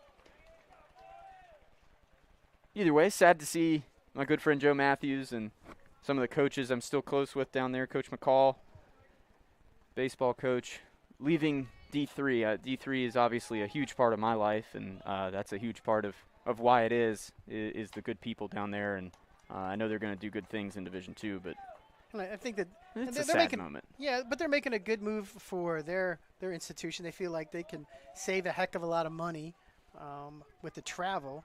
I think one of the great things about the ODAC is how relatively compact it is, but not for Emory and Henry. They're kind of out there on an island by themselves, and so they're going to gain a bunch of schools that are going to be within 2 hours that they don't have right now. Right. I mean, right now it's just Roanoke and Guilford, and the rest of it is you're flirting with an overnight trip. Correct. I did a lot of homework on the bus, man, a lot of it, so I get it. For us to get to Emory and Henry, and granted and we can continue this in the next inning as Yusa gets a strikeout to get through that inning without any damage. 7-1 now here in the middle of the fifth. You're listening to the ODAC Championship Series on LHSN.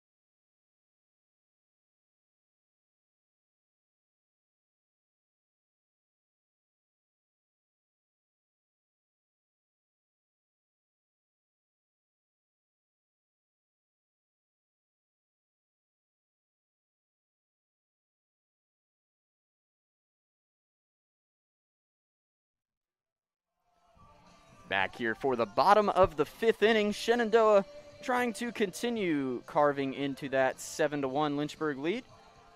We just kind of put a bow on that conversation we were talking about Emory and Henry, but obviously Shenandoah being the north pole of the ODAC, we get on at exit 330, I-81 and exit 313.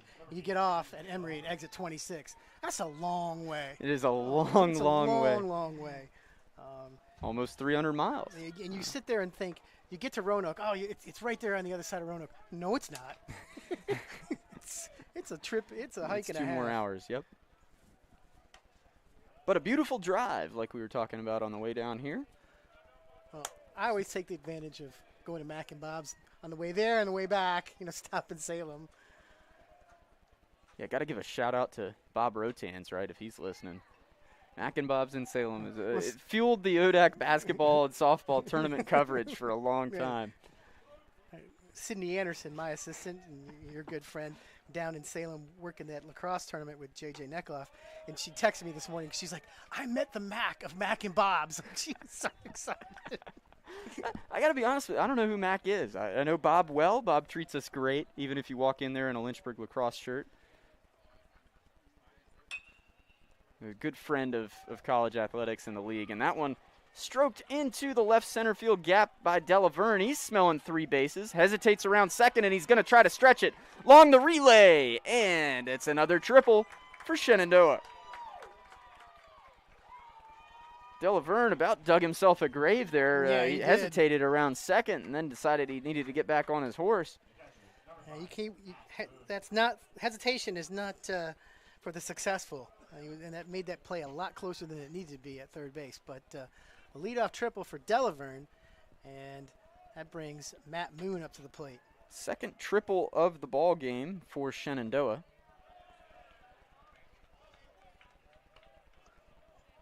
In this very same situation last week, Moon did squeeze, had to fight one off. It was right coming at his face, and he actually fought it off, got the bunt down, scored a run. That takes some guts, but, he's a catcher. This one grounded to short and misplayed by Long. So a run will score, and Lynchburg will not get an out. So give him an RBI, but he's going to reach E6. At least I hope he's going to reach E6. Second error of the ball game for Lynchburg. Second error of the ball game for Long. Yes. Top of the Shenandoah order now. Been a tough day for the shortstops, these two ball clubs. Yeah, not the best fielding at shortstop. Maybe go out and rake that between innings. Hannah Grassberger, former photographer extraordinaire here, texting me about Mac and Bob's. It is indeed one of my favorite places. Yeah, again, I will go out of the way to stop there. Like, even when we play Ferrum, I'll make the little detour and to stop at Mac and Bob's. Well, Ferrum, you got to go to Boland's, get some hot dogs. No. No, you don't. You and Gary love those hot dogs. I'm like, no. What is an ODAC baseball broadcast without talking about Boland's hot dogs? 0-1 the count to Ritter. He has the other triple. We digress. I'll always digress about hot dogs. Runner on first. And there's ball 1. Brandon Pond had this game well in control early. A couple chinks in his armor now. Started by the Wolford home run. Ritter calls time here.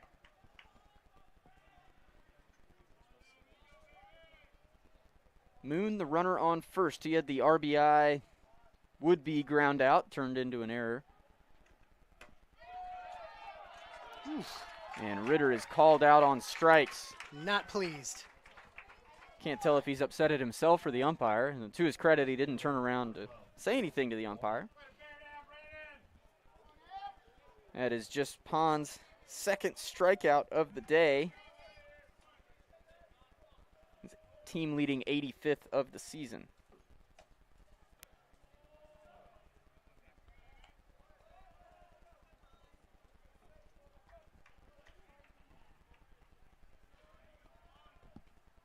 1-0 now the count to Foreman. Foreman, the late addition to the Shenandoah starting lineup. Grant Thompson. Cramped up. Hope Grant's all right for tomorrow should we need to play it.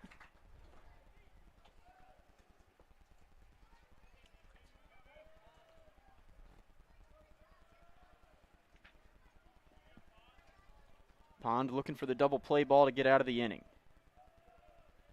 Long hold and the pitch. Framed in there nicely by Chris Martin. There's strike 2.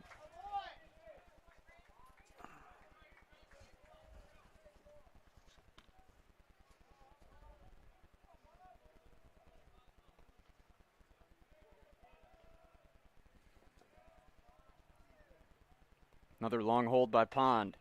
That one over the reaching glove of Jackson and into right field for a hit. Parker Schaefer is right there. Holds Moon at second. The right fielder will get it back in. Well, there's a hit for Foreman. His first knock of the day. So now the top 4 hitters in the Shenandoah lineup all have hit safely. Or the first 4 hitters, I guess, more correct to say. Top of the lineup card. Here's Colby Martin. He's 1 for 2 in this ball game.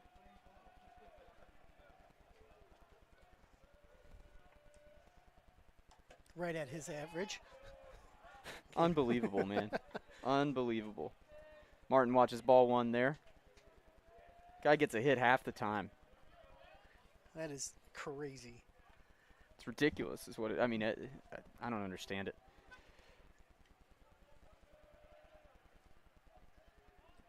Brandon Pond, the pitch. We had a kid, Jeremy When Shutt, misses for a ball. win the NCAA batting title back in 2000, and he hit .506. I mean, Martin has another hot couple weeks. He might break that record. Yeah, I know. I mean, that's the thing is you've got to go 3 for 4 every game basically to improve your average at all. And, well, that'll help. Base hit through the hole. And the bases are loaded with Shenandoah Hornets with 1 out here in the 5th. Brandon Pond. Yeah, you can really call it a jam now. This is where he wanted Keegan Wolford to hit the home run. Well, look who's stepping into the batter's box. Wolford 1 for 1 on the day with that solo shot in the 4th. 1 run already in for Shenandoah in this inning. That after the Delaverne leadoff triple. Now the bag's loaded. Home team looking for more. Pond hits a spot there, but it's called a ball. In case anybody's wondering, Lynchburg does have somebody up now in the pen, a left-hander. Looks like Jack Batchmore. In the number in the 40s.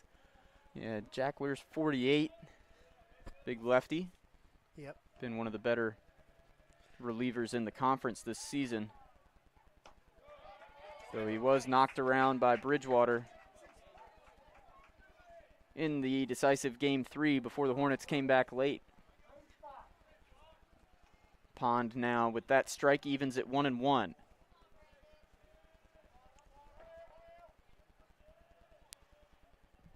Moon at third, Foreman at second, and Martin at first. That one fought off. 1-2 now. Brandon Pond get a big strikeout here. He might even prefer to have the ground ball double play, although I don't know how plausible that is with the overshift. I mean, all Wolford has to do, and I don't know if he's going to get a pitch he can do it with, is shoot anything through where the shortstop normally plays, long as on the right field side of second base. And your left fielder is in left center. There's a ball. It's one of those things. 2-2. It's one of those things you're forced into pitching him inside because you want to make sure that he pulls the ball, but you're putting it into his wheelhouse. So you miss it all out over the plate, it's going to cost you. Also makes turning that double play a lot tougher if he hits a ground ball to the right side. Pond, the delivery. And that one is hit fair. Collins charging. Only play is at home. And now Martin will try to turn it, and he throws it away down the right field line. Shenandoah is going to score on this. Wolford to second. Here comes Martin all the way around from first. Chris Martin missed the tag, and Shenandoah has scored twice on the throwing error by Chris Martin. So fielder's choice and then an E1 on that? Was the E2. Okay, it was the catcher. Okay. Oh Fielder's yeah, choice. because you got the out at the plate. And now it's a 7-4 ball game just like that. And Lynchburg, I mean, you can't assume the double play, but that's a pretty assumable double play. Yes. And here comes Travis Beasley, the Hornets pitching coach, out to talk to Brandon Pond. So that completely changes the tenor of this ball game now. Absolutely. With Shenandoah putting the 3 spot up in this inning. That's why you talk about this. It's a long ball game. It's obviously Lynchburg completely in control of this contest, but something like that can make it get away from you quick. Well, and 7-4, you know, they don't have 7-run home runs, but they do have 3-run home runs. Right.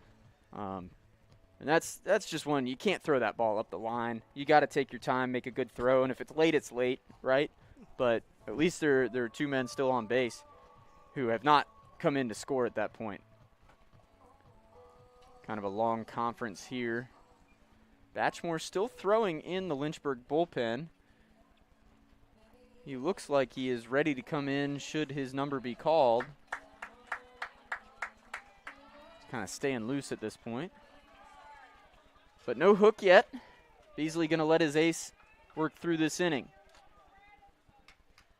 4 runs across now for Shenandoah, 3 of them in this inning. Well, only 1 of them earned. And I think you look at that and you say, all right, you've got to let him get through this, because if you take him out, now you're going to your down-the-line guys and you've got half the ball game left. That's a long way to go. Plus, you got to think about tomorrow. Yep, most of that A bullpen did appear in game 1. Martin blocks that one, doesn't know where it is, but no attempt to advance for Wolford.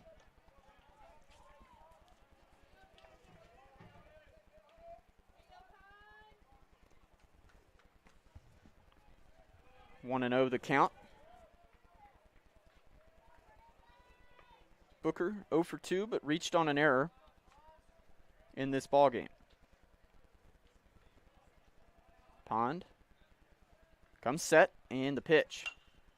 That one popped up foul, out of play.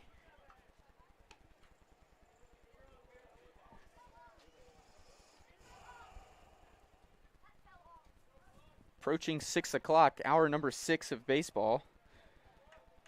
Yeah, this is brutal. And the pace of play has been beating down on us.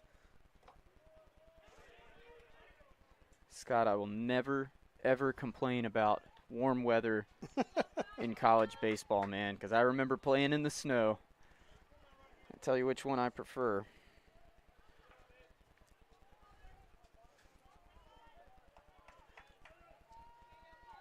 I walked down to the dugout after game 1, and the coaching staff's like, "Are you smiling, or are you just your face burnt?" You know? Yeah. That has been known to happen. There's another one, misses low. 3-1 now to Booker.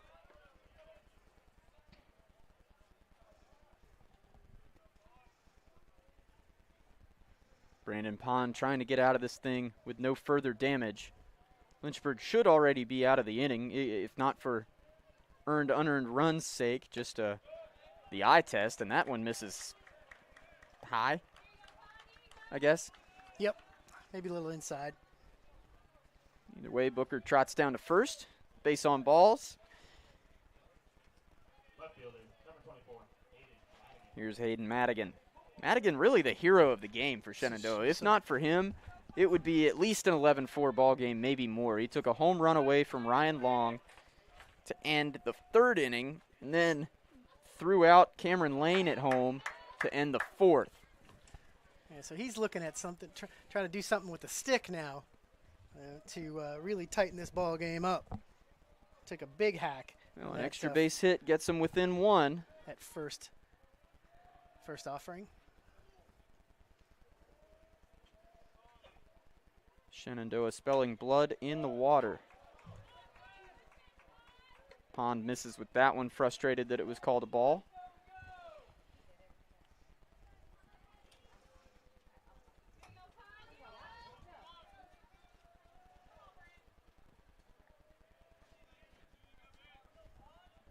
He struck out 2 and walked 2 so far in this game.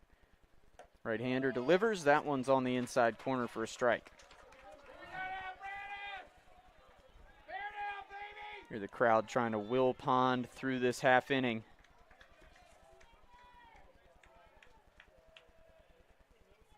Runners on first and second here with 2 out. Madigan, the hitter. Way out. Good job there. Got out in front of it and spoiled one. That one finds some sheet metal.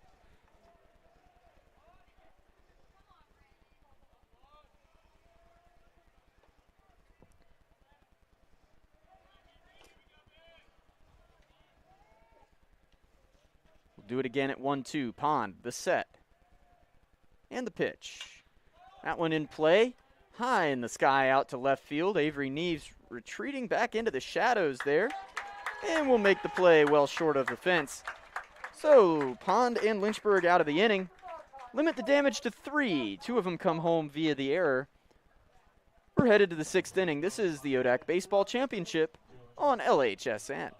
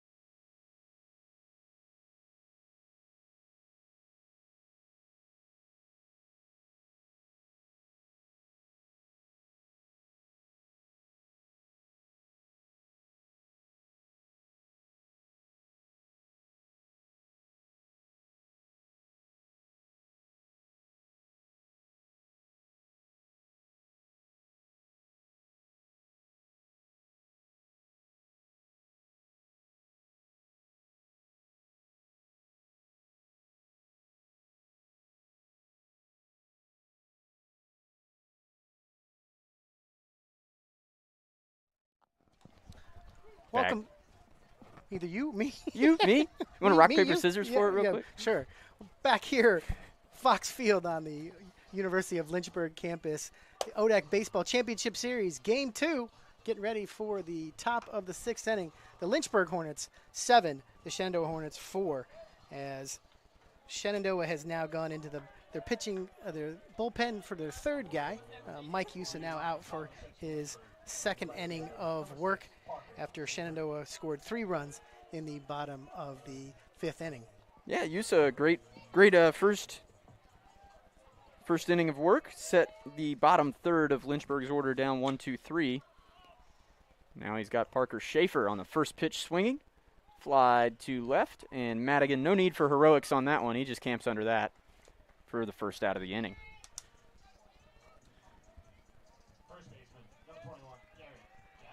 Like we were just talking off air. You know, you think about the bullpen here. Everybody is considering how it affects tomorrow, and so you almost like kind of throw this game off. If you're Shenandoah, you're just like, I'm going to put these guys out there and have as many arms available as possible for a game 3, or do you still think, hey, you're only down 3, you can come back and win it right here and not have to spend the night?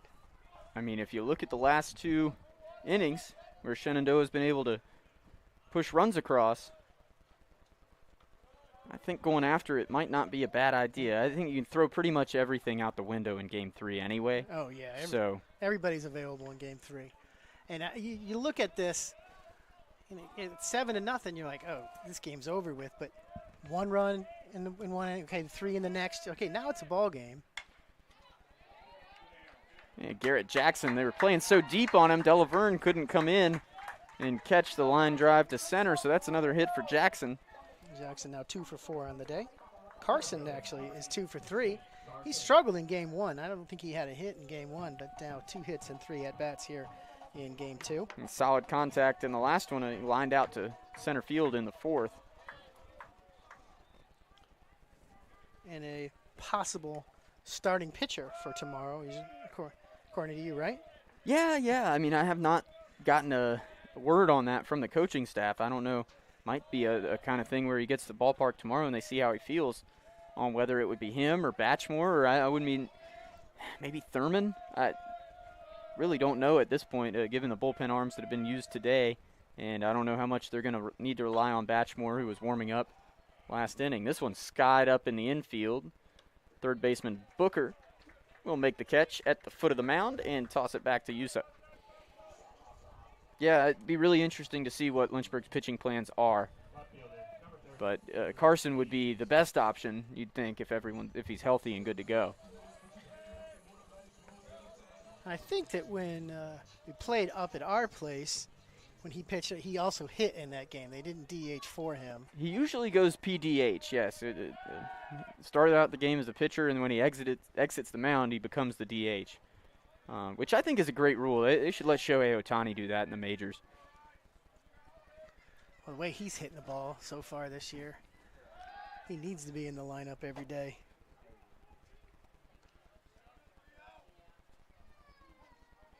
Couple of pickoff throws there. Trying to catch Jackson napping. Now the pitch from 99, and good read in the dirt. Herculean effort there by Moon behind the plate. Did get a chest protector on it, but Jackson moves up to second on the wild pitch. Of course, he might have read that one so soon you could credit a stolen base on it, honestly. It was close. It's close. I think I would lean wild pitch. Yeah, I'd default to the wild pitch. 1-0 to Neves. Now with a runner in scoring position and 2 outs. Moderate speed out there at Jackson. Lynchburg probably going to be aggressive on the base paths here. This one well struck to left field. It's off the end of the bat, and Madigan going to be camped under it for out number 3. Neves scared me for a little bit there. I thought that one was going to go, but it turns out to be just another fly out. Here we go to the bottom of the 6th. It's Lynchburg 7, Shenandoah 4. This is the ODAC Baseball Championship on LHSN.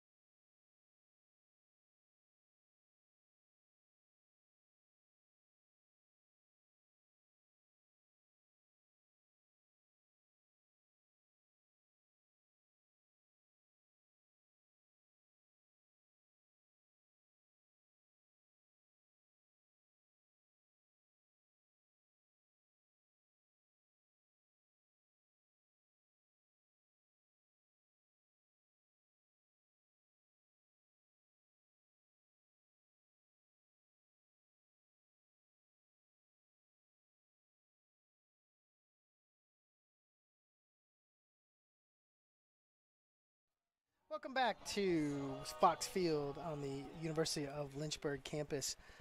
Bottom of the 6th inning for Shenandoah University, trailing 7-4. Cooper Anderson, Henry Delaverne, Matt Moon, 7-8-9 for Shenandoah here in the last of the 6th against Brandon Pond. Pond is moseying his way through this. Well, he was cruising there. Yeah. Pitched out of trouble a little bit early, but tagged for 4 runs in the last 2 innings. Only 2 of those are earned, so 2 earned on 6 hits and 2 walks while striking out 2. Good contact there, but foul. Anderson out in front of a slider.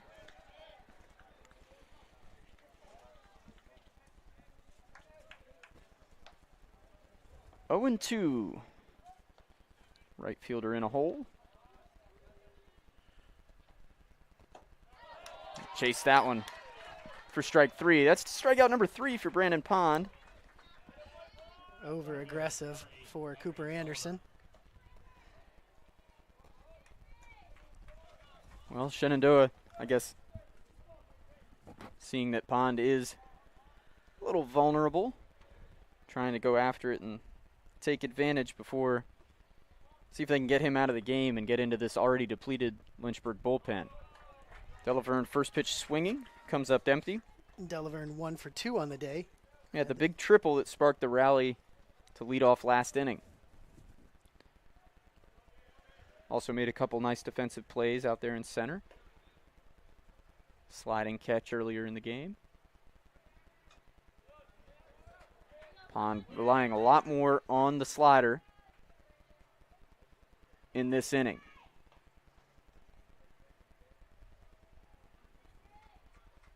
It's interesting, Scott. I mean, I know every time through the order you don't want to be in any patterns, right? You don't want anybody to know what to expect, so. And there he goes again with it. Pond. If he's going to get ahead, and then Shenandoah's going to chase, you keep throwing it until they hit it. Strikeout number 4, 2 in a row for Pond. Finally see, when Brandon's really feeling well, he's strutting around the mound and doing all that stuff. He's very demonstrative, sometimes to the point where other teams take exception with it. But that's when you know he's got his stuff. So if he's starting to do that like he did after the strikeout there, he might be able to buckle down and have a kind of a second life here. Yeah, get a second wind and maybe he work off adrenaline and get through this. Really help out his check swing, and man, it took a weird hop on a clump of grass. Pond picks it up and takes it to first. One unassisted. Was that on your bingo card, Scott? That was definitely not. An unusual play completely there. But Lynchburg 1-2-3 in that last of the 6. So we're 3 innings to go, 7-4 in favor of the Lynchburg Hornets. You're listening to ODAC Championship Baseball on LHSN.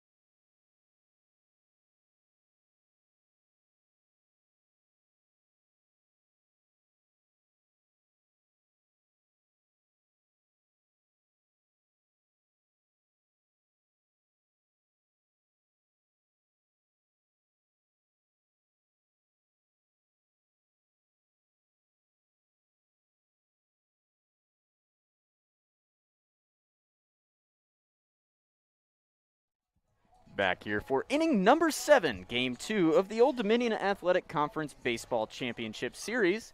It's a best of 3. Shenandoah bested University of Lynchburg in the first game earlier today, 12-5. Lynchburg here leading game 2 by a 7-4 score. Lynchburg the host for this, but the away team here in game 2 per championship format in an effort to confuse as many people as possible, Scott. Exactly. And screw up everything on the computer as much as possible because it's not set up to do that kind of stuff in baseball, softball. Well, but we're making the best of it, and we're muddling through. Here's Wild Thing Yusa back out for his 3rd inning of work. Couple of shutout frames from the right-hander. He's done a good job of eating up some innings. I'd venture to say he's been Shenandoah's most effective pitcher of the day. Certainly in game 2. Definitely in game 2. Of course, we say that now he's 2-1. I thought he was 3-0. I did not see the umpire raise his right arm at all. Am I exercising the jinx here, Scott? I think you are. Oh, there's strike 2.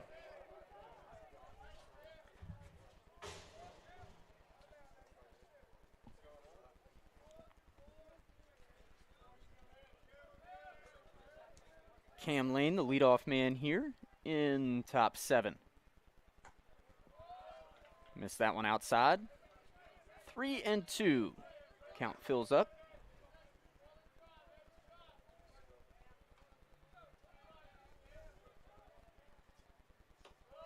him. It's at the 4th walk of the day for Cam Lane. Taking all the freebies he can handle. Man, they haven't kept him off base very much either. He's now 1 for 2 with a hit by pitch and a walk in this game. Cam's only gotten out like twice whole day. That's what you want out of your DH, isn't it? Yeah, and a leadoff walk, obviously. This is still a ball game. Well, that one's on me, I think. I'm the one who was singing Yusa's praises as the inning began. First pitch swinging, Collins fouls it back. And none of the fans out there willing to make a play on it, so it's going to put a dent in somebody's Acura.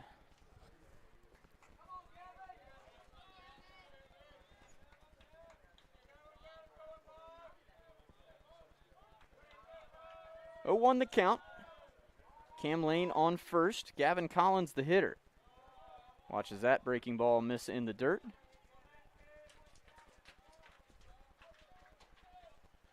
Count now even at 1-1.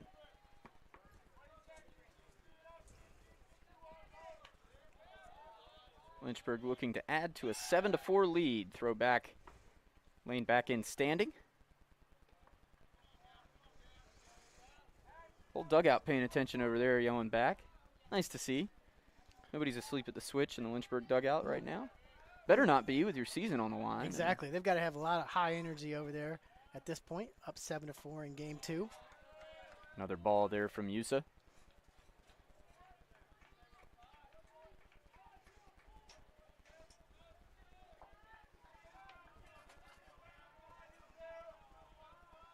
There's something way back there where somebody didn't like your family and dropped the M from the name? Is that where Yusa is? I don't know. That's a good question. He's he's patriotic. What can I say? Yeah. I mean, did the home fans chant USA at him? Because they really need to. If I was him, I'd double down on that. I don't know that he might have had 1 appearance at home so far this year. 1 or 2. He's 2-0 on the season. His first ever win was at Randolph-Macon. It's a big win. Yeah. We kind of talked about our RBIs. That's more of a team stat. Well, that's where one where you sit there wins.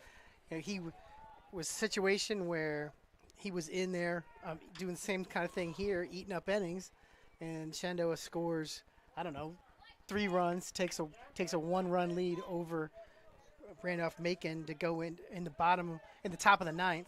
So you go to the bottom of the 9th, and Colby Martin comes in to close it out. Yeah, the A bullpen locks it down. And but Yusa was the pitcher of record when the Hornets were up to bat, so he gets credit for the victory. Yeah, we call that vulturing a win, Scott. That's what that is.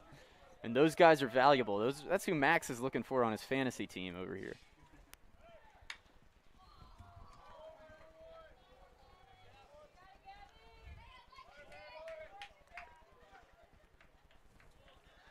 That was that situation we were talking about before the games today, where the umpire called a Shenandoah player out on strike 3 when he was hit by a pitch, said he was leaning into it, and he was trying to jump out of the way, and he said, no, he leaned into it, strike 3. Yep. And so it was a critical part of the game, and that was I think it was the first out of the inning. And the next kid up was Frankie Ritter. And Ritter hits a lazy fly ball to left field. It should have been the second out. You think, oh, you're in trouble. And Macon flat out drops it. So the tying run scores on that play. A little karmic justice, I guess. And then you get the winning run 1 batter later. The baseball gods do seem to have a way of figuring things out, don't they?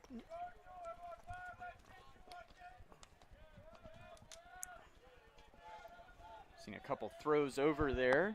Cameron Lane back safely. He was caught leaning once. Now he's running. Collins, this one's stroked. Hit out to left field. And it's gone. A home run. Gavin Collins. No bringing that one back, although Madigan tried his best. He timed the jump right. And that's the 2nd home run of the season for the ODAC Rookie of the Year, and some key insurance for the Lynchburg Hornets here in the bottom of the 7th inning.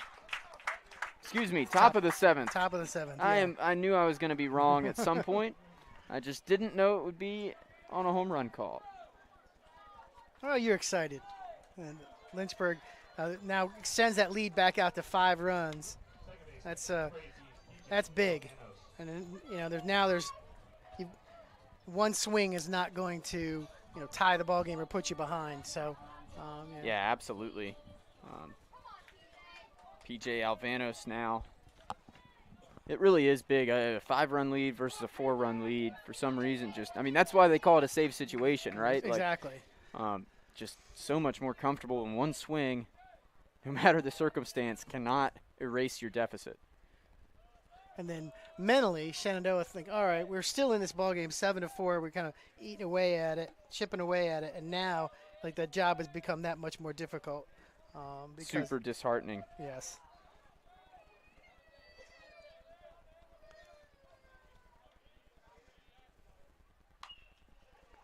That one swung on and fouled off over toward the Shenandoah dugout. Hope everybody's all right.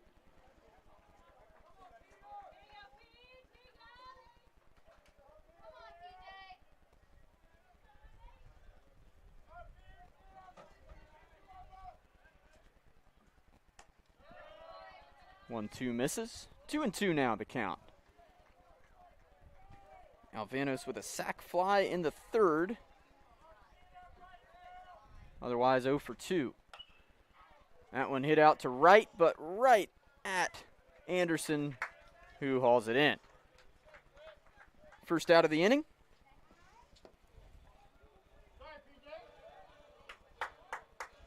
Another solid contact for PJ Alvanos. Here's Chris Martin. He had an RBI single in the third. He walked in the second. He's 1 for 2. Hornets catcher making the most of his playing time.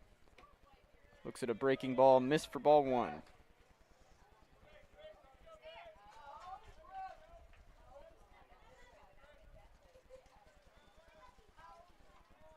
That one down in the dirt, 2-0.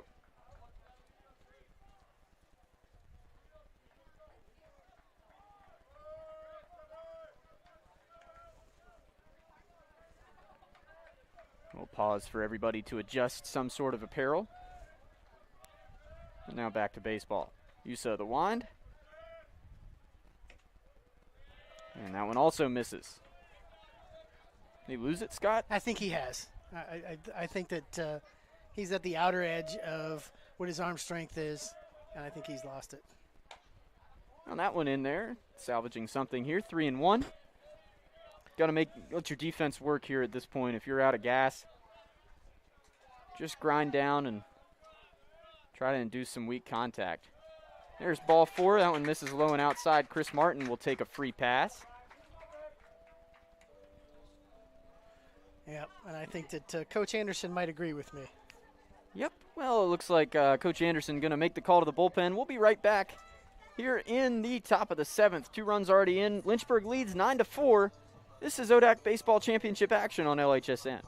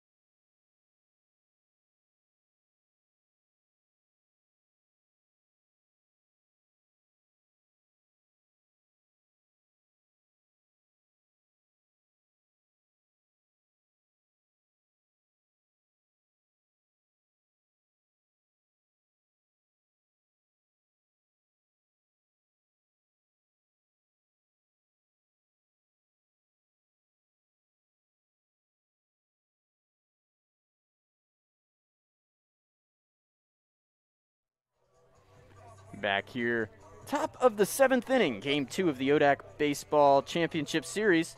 Best of 3 series. Shenandoah leads 1-0 in the games category, but on the scoreboard here, in the second game of today's action. Lynchburg leading 9-4, prompting a bullpen trip to Matt Barnes.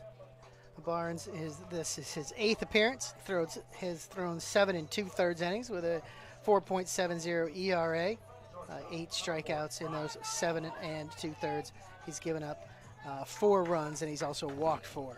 Didn't I just watch him close out a game for the Red Sox last night? I think you did. Yeah. I think you did. Oh, different guy. All right. Oh, Barnes comes in here. 1 out, runner on first base, and the Hornets' number 9 hitter, Ryan Long, up to bat.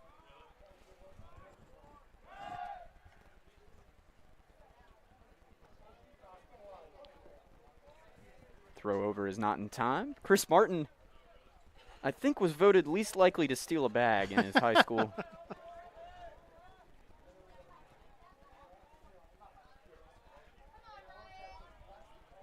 Hornets catcher. It's not what I would call swift on the base paths.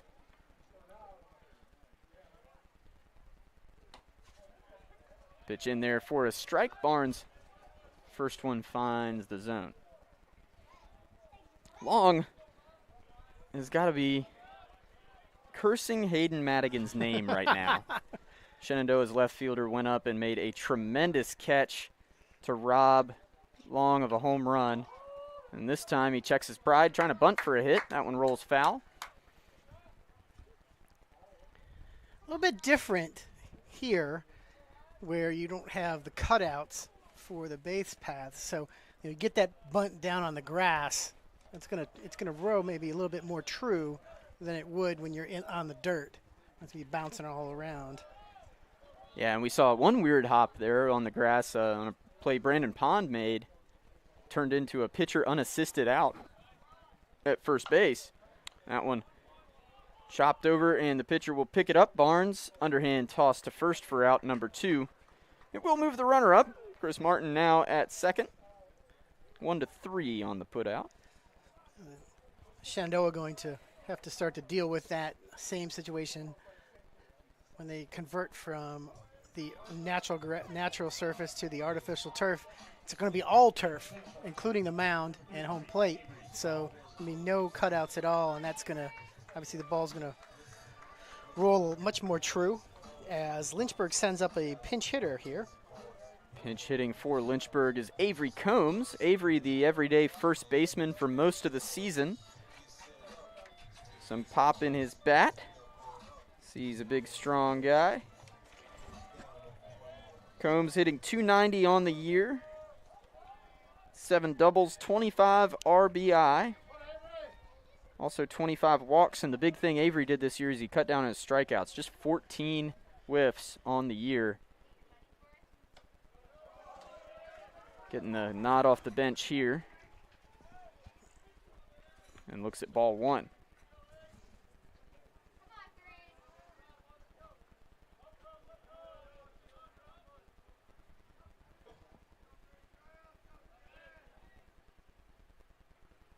That one in the dirt. Nice block by Moon.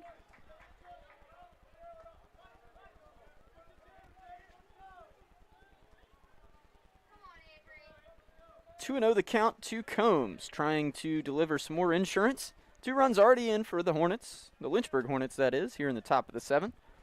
9-4. Runner on second and 2 out. Combs in the left-handed box. Check swing. That's a called strike. 2-1.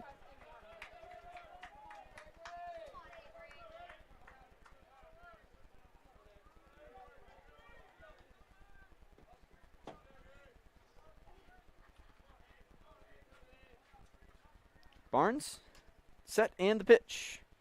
That one will get by Moon to the backstop, and Chris Martin moves up 90 feet. Makes the run a sure thing on a base hit.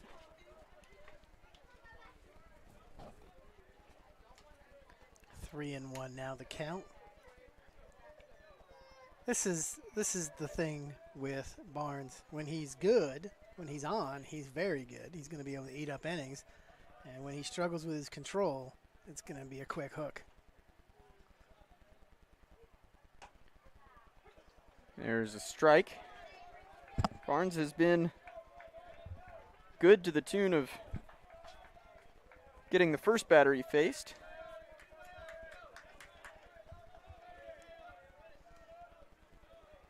Ryan Long to ground out. Combs spoils that 3-2 pitch. We'll do it again. He actually chased ball 4 is what he did. Conjecturing on what the Lynchburg defense will look like with Parker Schaefer out of the game, I would guess that Jackson Harding is going to play right field. Harding, kind of the logical option there. I guess you could also put Carson Atkins into center. That one chopped, and it might be fair. Nope, hard to tell. It's time of day. I know The glare is not easy. The glare, when that call you had on your kid's home run in left field, I was like, I have no idea where that ball is. Totally on the context of how the left fielder reacted to it. I knew it was up in the air that way somewhere, but yeah, just judging by how everybody was reacting, able to do something with it. 3-2 to Combs, wearing number 33. Barnes, that one put into play. Wolford backing up on it, makes a nice play on an in-between hop. Barnes over to record the final out of the inning, and Lynchburg adds 2 more. Hornets lead 9-4 over Shenandoah. We are going to the 7th inning stretch. This is Lynchburg Baseball, the Oda Mini Athletic Conference Championship Series on OHSN.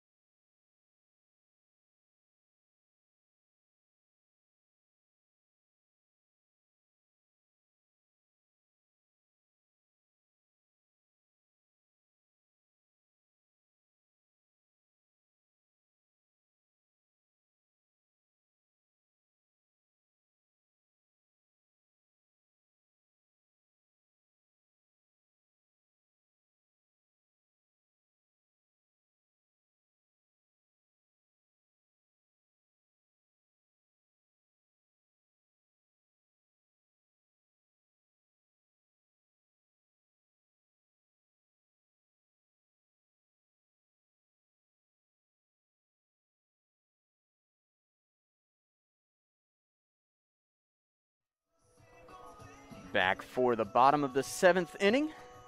Take Me Out to the Ball Game ringing in everyone's ears, although it wasn't played. And Brandon Pond is back out for his 7th inning of work. Now with the luxury of a 9-4 lead over Shenandoah, Lynchburg looking to force a decisive Game 3 in the ODAC Championship Series here on Fox Field at University of Lynchburg. The top of the Shenandoah lineup: Ritter, Foreman, and Martin. The Shenandoah Hornets down 5 here in the bottom of the 7th. It was a great 7th inning stretch there. Well, did you get a nice stretch in? I did. Limbered up a little bit? Tell you what, when I got out of the car this morning when I got here, I left Winchester right about 8.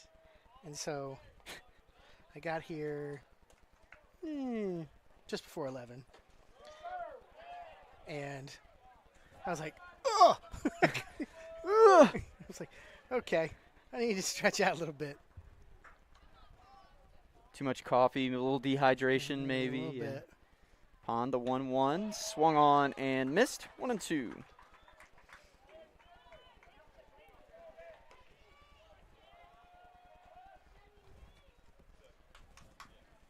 Lynchburg. Oh, check that. That one lifted out to right center, and I forgot to mention the defensive changes. That one Kinston Carson can't get to with a dive. Carson Atkins, the new center fielder, tracks it down at the wall, and we've got another triple, the 2nd of the game for Ritter. Leads off the bottom of the 7th. Boy, the way Parker Schaefer had been perfectly positioned all day. Yeah, you got to think he'd have made that play. I mean, maybe. definitely a long way to run for Carson. Nothing he did wrong, per se. Lynchburg, of course, trying to align themselves better defensively to prevent runs at the end of this game, and that one kind of backfires. Really coming in, playing very shallow against Foreman here. Carson Atkins, some of the best range of any center fielder in the region. The reason they get his glove in here in pivotal moments at the end.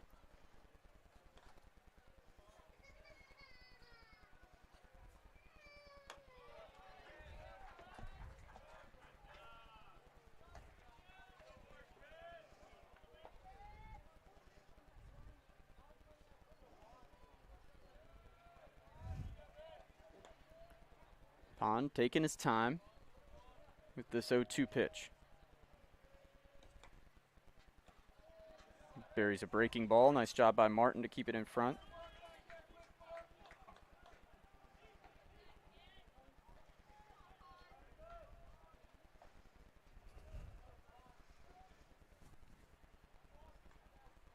Lynchburg, a run in the first, 4 in the third, and 2 apiece in the fourth and seventh. That one misses high. Lynchburg fans wanted it. Good eye by Foreman. Of course they did. Shenandoah. That's what they're supposed to want. Yeah, what's the game without a little heckling? I would actually prefer it. Man, basketball was great. The fans were so well behaved this year. That's what we really noticed that in baseball this year, with no visiting fans. Last week we allowed Eastern Mennonite to have 2 fans come in, or two fans per parent, or 2 people per player. Geez, easy for me to say. And our fans really struggled with it because they were so used to having complete run of the place. As you see, Foreman take a called third strike for the first out of the inning. So that brings up Colby Martin. 5th strikeout of the day for Pond. Yeah, back to the, it was hard for ours too. A good contingent of Shenandoah fans here in Bridgewater last week. And it's one of those deals. We got so used to not having to deal with crowd control issues this year. Like, of course, indoors we had no fans whatsoever until, I guess, for us it was the last volleyball game of the year. We allowed the parents of the seniors to come in. Yeah, because that was a great thing. Yeah, and it was right. The league changed the rule after we had a weird volleyball schedule in which we played a couple of matches home early, and then they went and changed the rule, and we didn't play again at home until, like I said, the very end of the season. So we had that one match, but and then, basketball, same thing. We had the parents come in for one game, but other than that, had nobody there. And it was just a strange thing. And then just the home fans for all the outdoor stuff, and it made it 1,000% easier to deal with. Yeah. It to our credit, our fans are generally pretty cognizant of treating everybody with respect. We don't have too many issues with visiting fans. A lot of space to spread out here at Lynchburg and most of our venues. So obviously can't wait until we can welcome full crowds back with no restrictions or pass lists or anything like that. You guys do as Colby Martin draws a walk, put runners at the corners here with 1 out, and now Keegan Wolford up to the plate. Did you go to an electronic ticketing system as well? We have been using Ticket Spicket for championship events, like when we hosted ODAC men's lacrosse and stuff. Here comes Travis Beasley out to talk to Brandon Pond. That might be the end of the day for Brandon. There was double barrel action in the Lynchburg pen. I think Batchmore and Hotelin, we talked about he didn't throw many pitches, just faced one batter, so he would be available to come back with the right-hander. And Bees is making the call. Yeah, that's a great outfit for Pond. He's 6 1/3 for Pond. The runners on base belong to him. So far, 2 earned runs. So he can be the winner. He can't be the loser at this point. The ODAC pitcher of the year going out, giving his team a chance to force a decisive Game 3. Yeah, we went to Ticket Spicket this year for all of our events, and we're going to obviously do that moving forward. And I did see that on your site. I didn't realize you just used it for championship stuff, but That made it 1,000% easier. We send a code to the parents, boom, and we had obviously a health checker that went along with it. So, they're doing that. They're showing their electronic ticket. All right, you're in. There was no messing around with pass list, no contact. Yeah, like and I said, that's that the was key, right? I mean, in a pandemic, if you're trying to be as safe as you can about it, the contactless ticketing is Right. huge. Right. And we do some different things with football, parking and tailgating and that kind of stuff. And so the association with TicketSpick is going to make that even easier because it's a matter of people coming in, all right, what lot they're supposed to be in. Football brings a whole different set of challenges to the table in terms of game management.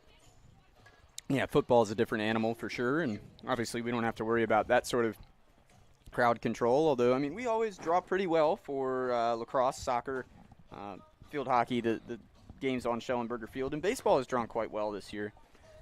Some looking around the crowd here today, there's former Lynchburg president Ken Guerin and his wife Sheila sitting off to our left. I think I saw Dan Woldridge hanging around here earlier. Really? I think. The commissioner of the ODAC before Brad Bankston, I believe. Dan, of course, a Lynchburg alum. Yeah, there he is, standing over by the press box that is named for him. Dan Woldridge press box. He's a 1956 Lynchburg alum. Kind of wild to think the ODAC has only ever had 2 commissioners. It's, 40-some years of existence, 45 years of existence. Exactly. And then great leadership at the top. I think that was even more evident this year. I think that there's the leagues that did not have that kind of leadership were not able to get it together to be able to play games and to hold championships. Yeah, and of course, our 2 presidents at the spearhead of that as well. So I should say thank you to the leadership that got it done for these kids to have the opportunity to play, because it's huge. We did not introduce the new pitcher for University of Lynchburg. That's Jack Batchmore. Batchmore, the left-hander, a 3.75 ERA, a 5.01 lost record over 24 innings. He struck out 31, walked just 5. A little bit of a rough outing against Bridgewater. He started the rubber match, game 3 on Saturday. Got touched up a bit, but now he's in to get a big left-on-left out. The dangerous hitter in Keegan Wolford. Wolford already a home run in this ball game. 1 for 2 on the day with that solo shot, his 14th of the year.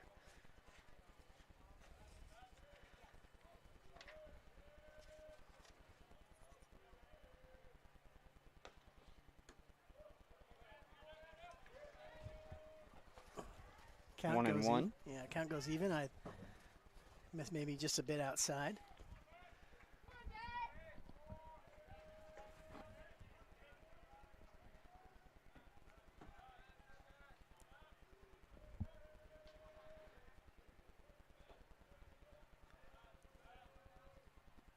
Batchmore, long hold. And swung on and missed. Wolford going to take a little walk there to take some time. Yeah, he swung so hard that his shin guard pad or strap came undone. A little weird on Batchmore. Reverse splits against him. Lefties are 4 for 11 this year. 364 average. Righties hitting just 213 against Jack. And Batchmore is hoping to induce a ground ball here. That one is hit to down the left field side. Collins giving chase, but it bounces off the roof of the batting cages. Count stays at 1-2.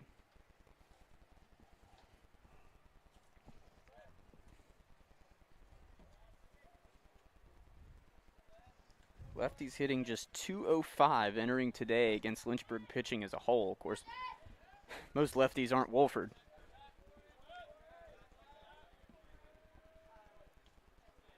Batchmore, the pitch. That one gets to the backstop. Hard carom back for it. And so Ritter is unable to score on the wild pitch. But takes the double play off the table because Martin's able to scamper down to second base. Good read there by Martin. Good job by Chris Martin, the catcher, to corral that one. I mean, like we were talking about, I think in game 1, the caroms that you get off the backstop here are really interesting. It's not a very deep backstop, and it's mostly padded except for a little sliver there, right at right the underneath. ground. It's just Wolford hits that one high and deep to right field. Carson retreating, and Carson Atkins, the center fielder, will make the play pretty much in straight up right. That'll go down as a long sacrifice fly for Wolford. Another RBI makes it 9-5, but that could have been much, much worse if you're Jack Batchmore and the Lynchburg Hornets. yeah, you're looking at a 9-7 ball game. He just missed that one. But It's a deep part of the ballpark, my Yep. friend. yeah, but a sacrifice fly and gets one of those runs back that you gave up in the top of the frame with Pierce Booker now at the plate. Booker 0 for 2 on today's game. Has been on base twice, though. Reached on an error and walked.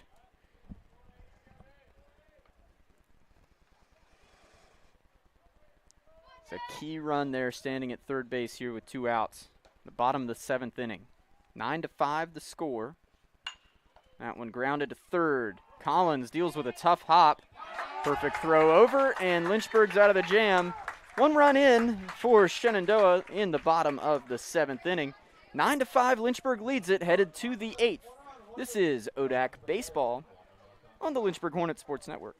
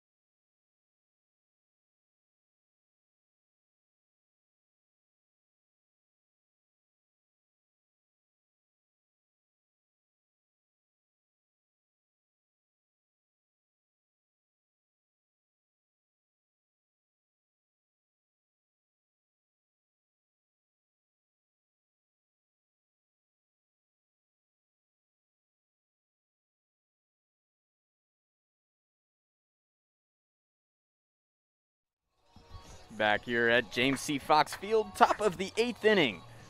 University of Lynchburg trying to force Game 3 in the ODAC Baseball Championship Series, leading Shenandoah 9-5 here with just 6 outs to get to force tomorrow's decider.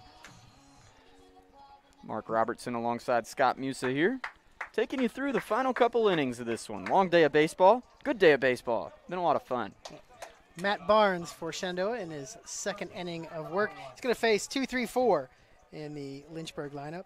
Jackson and Carson both 2 for 4, the two hitters he's going to initially face.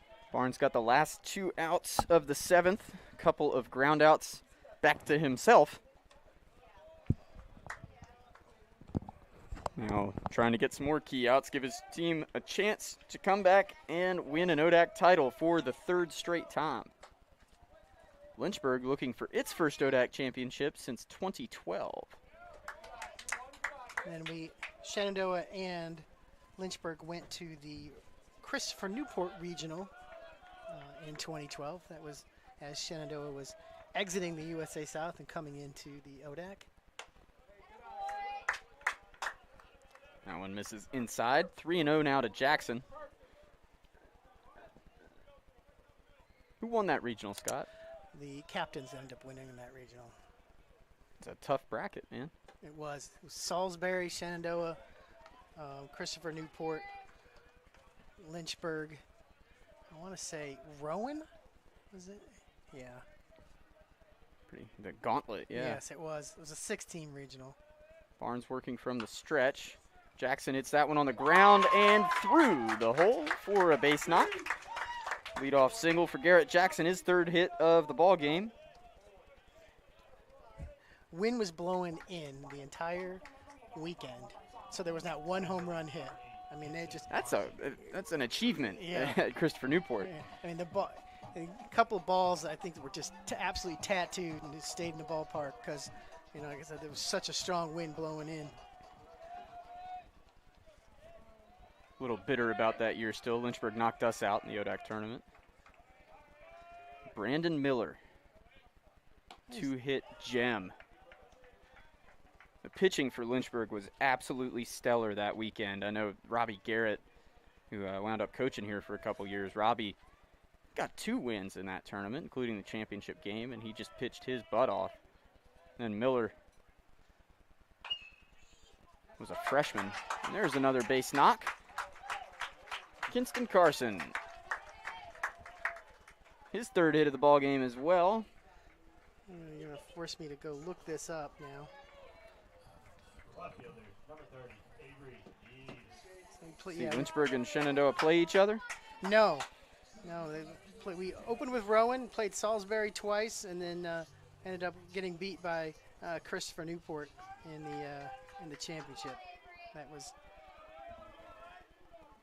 Here's Avery Neves with a chance to add on to the Hornet lead. Avery, a record-setting day, broke the ODAC single-season RBI record. The RBI ground out in the 1st inning of this ball game. He has since reached on an error, walked, and flown out to left. Neves, transfer from Chesapeake College, a junior college up in Maryland, has been nothing short of spectacular since coming to Lakeside Drive.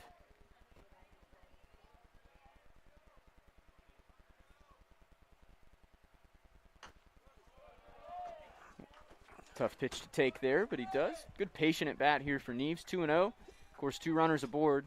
Jackson led off the inning with a single. He's at second. Kinston Carson followed that up with a single of his own. He's at first.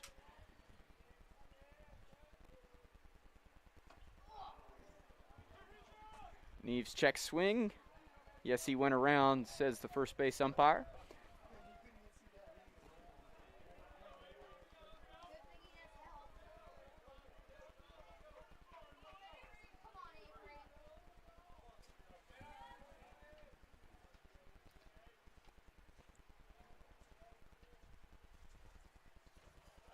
That one in the dirt. Nice block by Moon.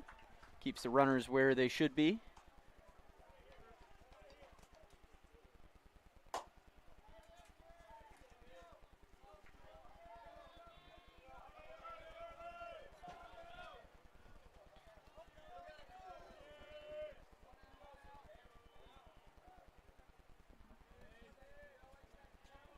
Barnes laboring through this inning.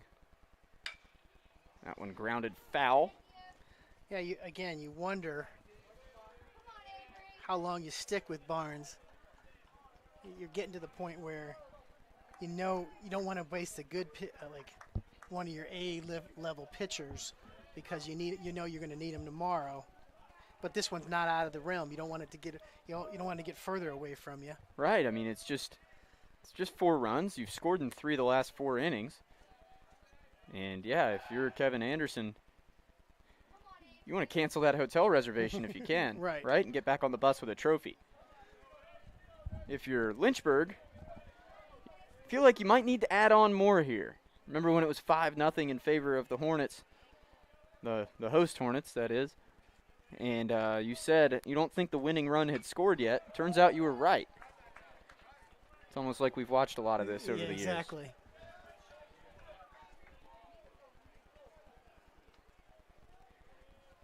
ODAC showing well in the NCAA softball tournament. Virginia Wesleyan and Emory and Henry both with first-round wins today. It was a shocker that Virginia Wesleyan won. Well, they didn't give up any runs either. I'm sure that would surprise everyone who's familiar with them. Neves hits that one out to left. Madigan will make the play. Woo! A little bit closer than maybe everybody expected. Yeah, Garrett Jackson was way off the bag. I don't know if he just didn't see it or what, but he dives back in safely and 1 out in the inning.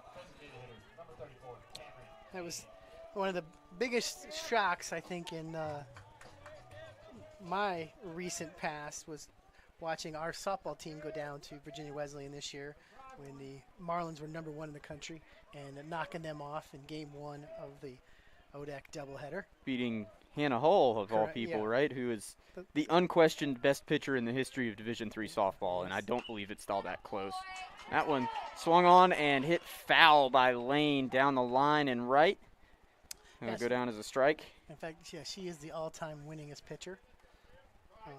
Another kind of a situation with the pandemic. We ended up playing Virginia Wesleyan twice this year and hosted them in a non-conference doubleheader before we played them in the conference doubleheader. And that, in talking to Courtney Moyer, our coach, she really felt like that was important for our women in their confidence, because they kind of feel like, hey, we can play with them. They're not like the 27 Yankees. We can go out there and get this done. And they went down to Virginia Wesleyan and did exactly that. So Hannah, one of those people that Hannah Hall and that Virginia Wesleyan class, you're really glad for them to get their year back, right? Because they got a chance for a third national championship in their career. I know Hannah and Jessica Golden, and I'm forgetting everyone who came back for Virginia Wesleyan, but that's a pretty special group that's done some unprecedented stuff, and covered them a lot over the years, and they're great young people too. Right. So happy to see them enjoying success and still chasing another national title. Brandon Elliott's got a heck of a program over there. He's done a phenomenal job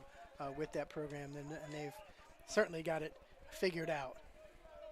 We may never figure out who the sixth team in that regional was there, Scott, because Lynchburg lost to Salisbury and Christopher Newport.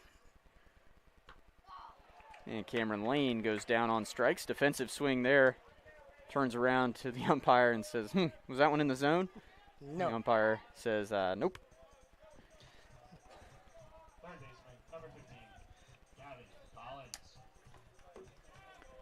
Here's Gavin Collins. He homered last time up to make this a 9-4 ball game in the seventh. Now 9-5. CNU Messiah, Salisbury, Lynchburg. Messiah is who we were. I guess Messiah was 2 and out as well. Yep. They were the 6th seed of 6. So we just were looking in the wrong place. Pull up CNU. Pull them up, cnusports.com, and we're going to have the answer to that, because they were the tournament hosts.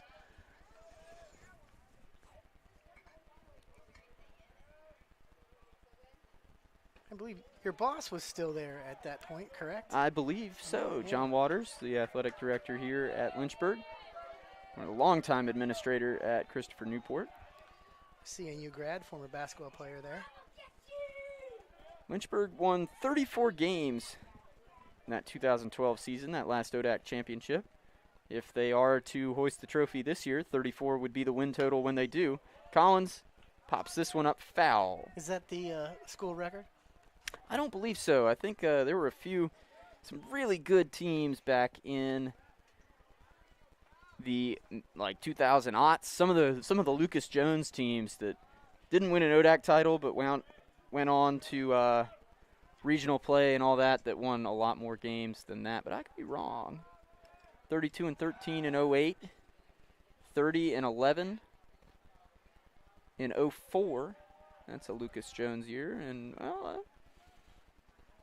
so it would seem 34 is the record. So Lynchburg approaching program history on that front. You would think maybe the diehard baseball fan and head statistician would know that. Collins called out on strikes to end the inning. And Barnes screaming as he heads to the dugout. So Shenandoah now head to the bottom of the 8th inning, trailing 9-5. You're listening to ODAC Championship Baseball on LHSN.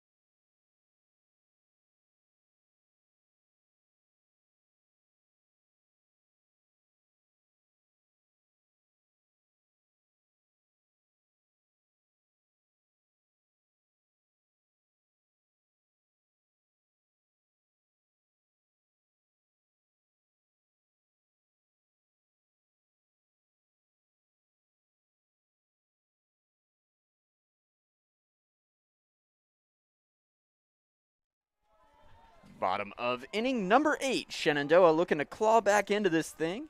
Still with eyes on an ODAC championship trophy today. But they've got a 4-run deficit to climb out of.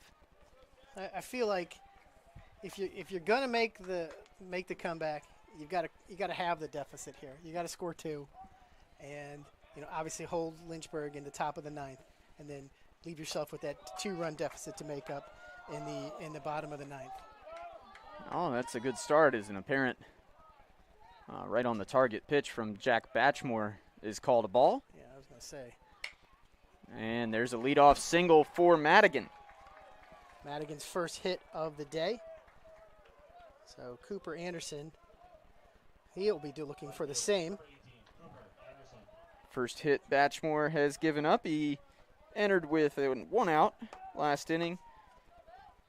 Relieving the starter Brandon Pond, he induced a sac fly and a ground out to get out of that with limited damage. Now a leadoff base runner to work around here. Batchmore top of the strike zone.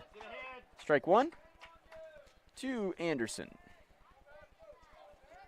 Anderson struck out twice. Did you just say that? No, I did not. Good. I said he was looking for his first hit. He's doing that too. Looking for a little value add here on the commentary. 1-1 now the count. Anderson, the 7-hole hitter, forced into right field duty today. Grant Thompson came down with cramps in between ball games, unable to go. Key piece of the Hornets lineup. Wonder how different it might look offensively were he able to play, although don't want to knock Foreman, who's had a single, 1 for 4. Freshman who stepped into DH.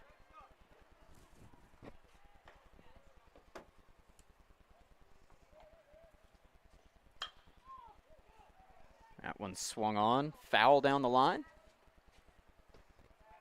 Anderson looks back like, should have waited back on that one.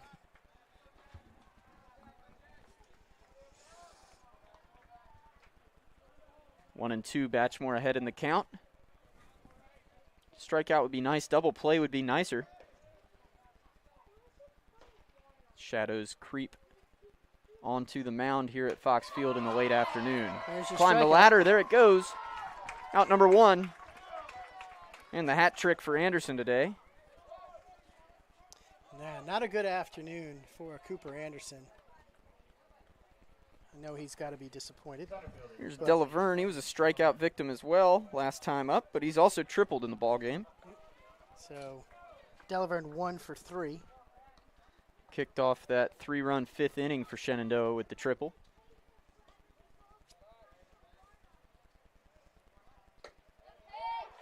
And there on the corner for strike 1. 1 out. Runner on first is Madigan. He has had a day in the field, led off this inning with a single.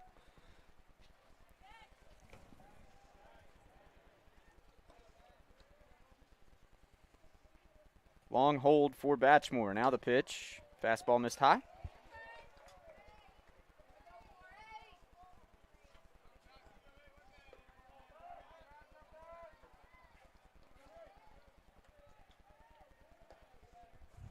Seeing some serious sunburn in the crowd out here, Scott.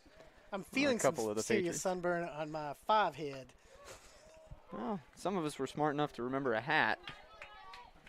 Yeah, I definitely left my hat sitting on the kitchen table. I think I have a Lynchburg one you could wear. Not going to happen. 2-1 the count. Batchmore. Long hold again. Nothing doing on the base paths, and that one fouled straight back by Delaverne. Tell you what, it was a little weird when I started working here to put on Lynchburg stuff every day. Right. Yeah. As an Emory and Henry alum. Not so much weird anymore in year 4, but took some getting used to. Exactly. My lacrosse coach at Notre Dame was a UVA grad and coached there for a little while, and so UVA was playing Notre Dame in football, and I'm like, Coach, who you rooting for? He goes, I know where my paycheck comes from. Yep, that's what I told people as well. Rung up on a late call. I don't disagree that it was a strike, but man, pause for dramatic effect down there, huh? That was really a late call there. I thought it might have been a little low, but that's why I'm up here broadcasting the game with you and not calling the game behind the plate. Second strikeout for Batchmore. Second strikeout in a row for Batchmore. Madigan did move up to second.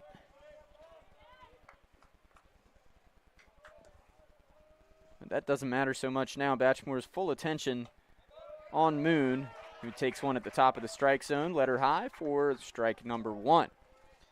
Moon 0 for 3. I don't even know if you could give Madigan a stolen base. That might have gone as defensive indifference at this point. Well, I think in a 4-run ball game, you do credit it.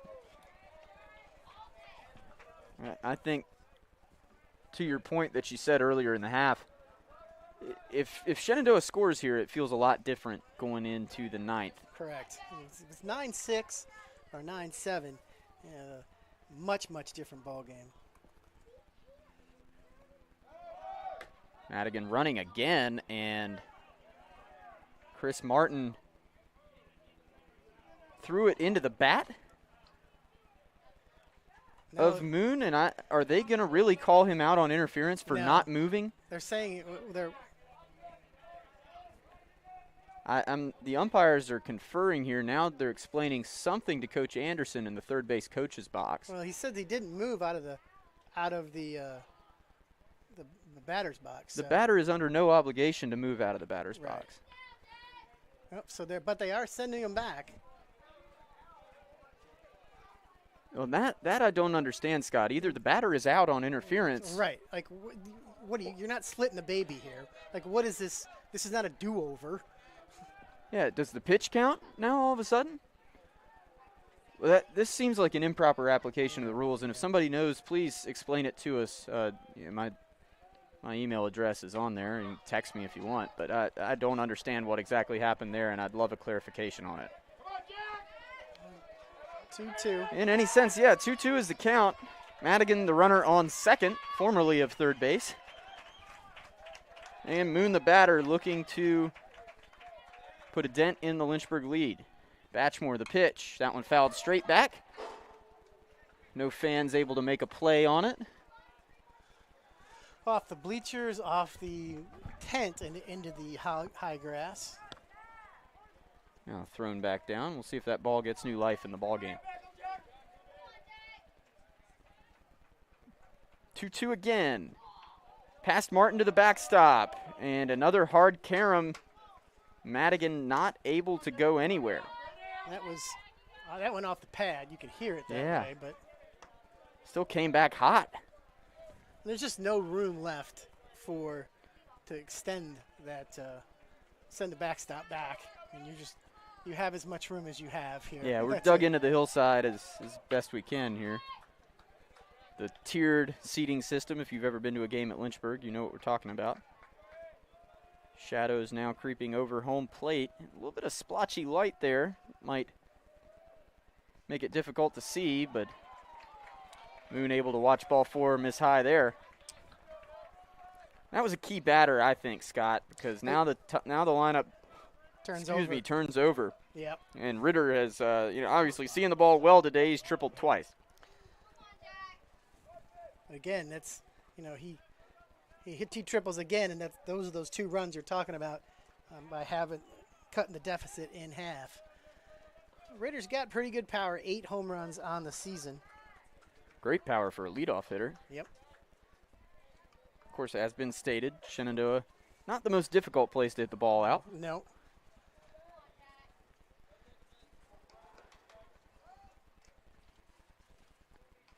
Now we got time called. Looks like maybe running through some signs here. Runner on second base, so the signs get a little more complicated, especially if Madigan's been out there for quite a while, might have picked up on something, so they're going to switch it up.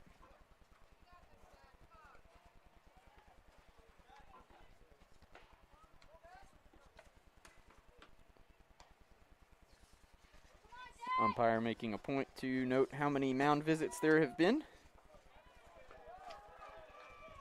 And now we're back to baseball. Ritter, some half-practice swings, standing in his stance.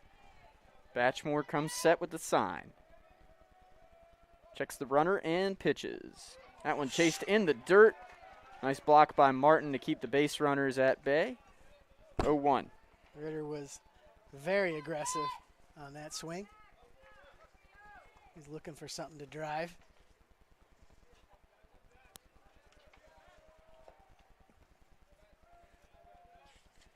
Well, I printed out a bunch of splits. I was trying to see what Lynchburg was.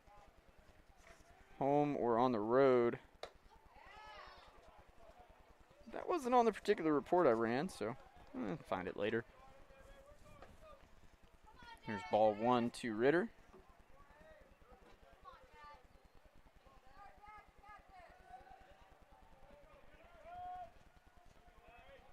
Batchmore. The 1-1. Coming now. Chopped foul. Gavin Collins ranges over. And we'll flip it back to his pitcher.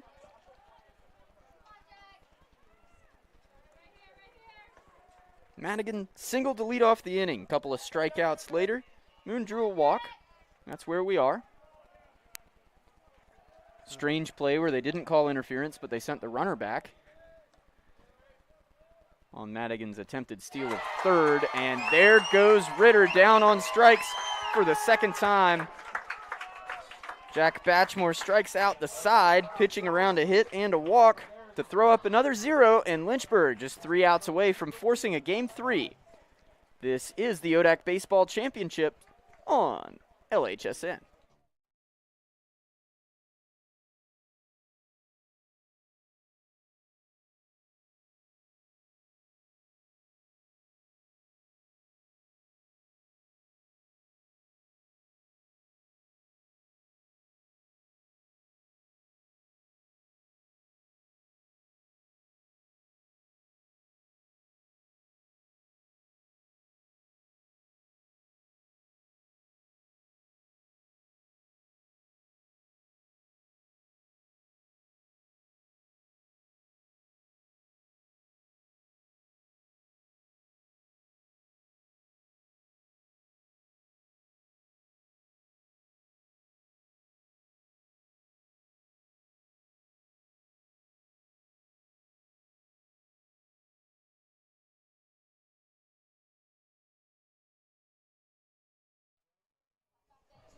Welcome back to Fox Field here on the University of Lynchburg campus. I'm Scott Musil along with Mark Robertson. Head to the 9th inning here in Game 2 of this ODAC Championship Baseball Series Game 2. Lynchburg looking to even the series at 1 apiece, leading 9-5 as C.J. Morton comes in for the Shenandoah Hornets. Morton is a 5-year guy. Missed a year with an arm injury, came back. He's got great velocity, but he struggles with his control. So this is going to be one of these deals where it's all or nothing. He's got all the potential in the world. He just hasn't been able to harness it yet, and I would really like to be able to see him have a positive outing here at the end of this game too. Well, Scott, the thing I love about him is he's wearing 78. He's like a defensive tackle out there, man. Yeah. He's normally number 39. But the Under Armour uniforms that we have purchased are a little bit tighter, a little bit more. They fit a little bit more snug, I should say, than the Rawlings jerseys that we used to have. So he switched. Said double it. So he switched up and took jersey number 78. Well, 39 times 2, right? Yep. That's the benefits of having an 80-man baseball roster. You've got that many jerseys. One of the few benefits. I guess tuition is the other one, right? Yeah. It just makes it so difficult from an administrative standpoint. Kevin's always giving me the travel roster because in the Presto system and the stat crew you can only put 40 guys in there active for any game. So we obviously have way more than that. Yeah, well, and you're lucky in that you've got a coach who communicates well and who's organized, and I mean you have to be to keep track of a roster that big. Yeah. But PJ Alvanos is the hitter for Lynchburg. It's one of those things where you have to constantly communicate about it, and you have to be smart. Like today, if it was a home game, he might have 38, 39 guys, and so like Tad Dean pitches in game 1, I might take him out of game 2 because I know he's not going to pitch there to give myself some flexibility. I've learned the hard way. You definitely leave yourself 5 or 6 empty spots in case something crazy happens. And don't worry, it's Division III baseball. Something crazy will happen. Alvanos now in a 1-2 hole is the Hornets' leadoff hitter this inning. Lynchburg's second baseman is 0 for 3 in this ball game. He's been having a fantastic tournament prior to this. Did a drive in and a run with a sac fly back in the third.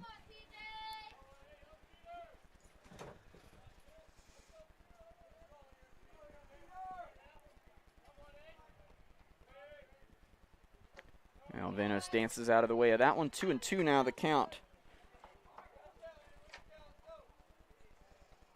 Morton from Wilmington, Delaware.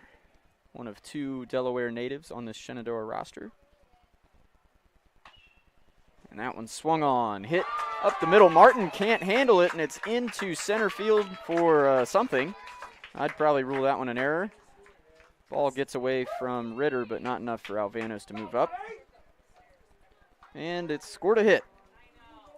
And going into the hole on his backhand, not surprised that they ruled that a hit.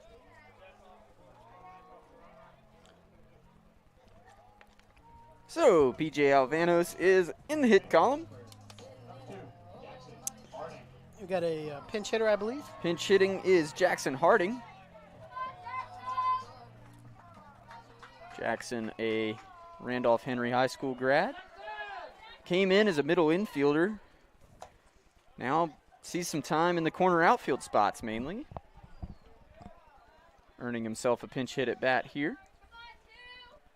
Lynchburg with a 9-5 lead. Nobody out. Runner on first here in the top of the 9th. Lynchburg, again, the away team, despite playing at home, this being game 2 of the series. They will go back to being the home team should they close this game out and win. In game 3, Lynchburg will be the home team. That's the benefits of being in the higher seed. Yep, that and not having to get on a bus. Harding squares to bunt and fouls that one off.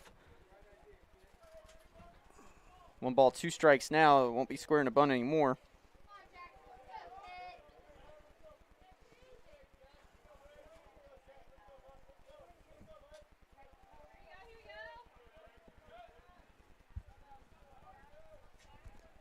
One and 2 to Harding, and that one hit foul.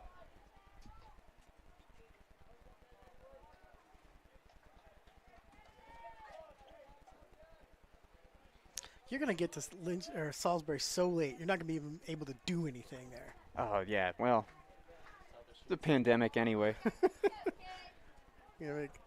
Get there, get to the hotel, sleep.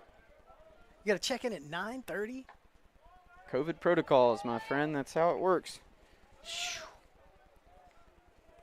okay. I'll have good company in the car. Joe and Aaron. I know they made a Super Salisbury Spotify playlist that I totally hijacked and added a bunch of like drive-by truckers to. So even if they go to sleep, I'll be okay. Have my good friend Black Coffee. Jackson Harding down on strikes for out number 1.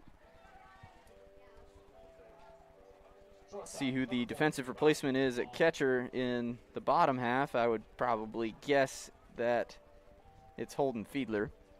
Here's Ryan Long. Long, the shortstop,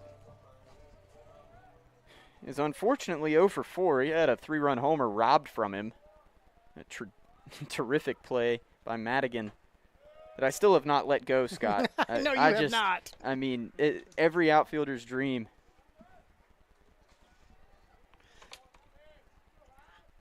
I think if it was the other way, if it was a Lynchburg kid who had robbed him, you'd feel a little bit better about it. I think I'd even be more excited about it. I mean, but man, anytime you get to witness a catch like that in person, 2-0 now the count to Long.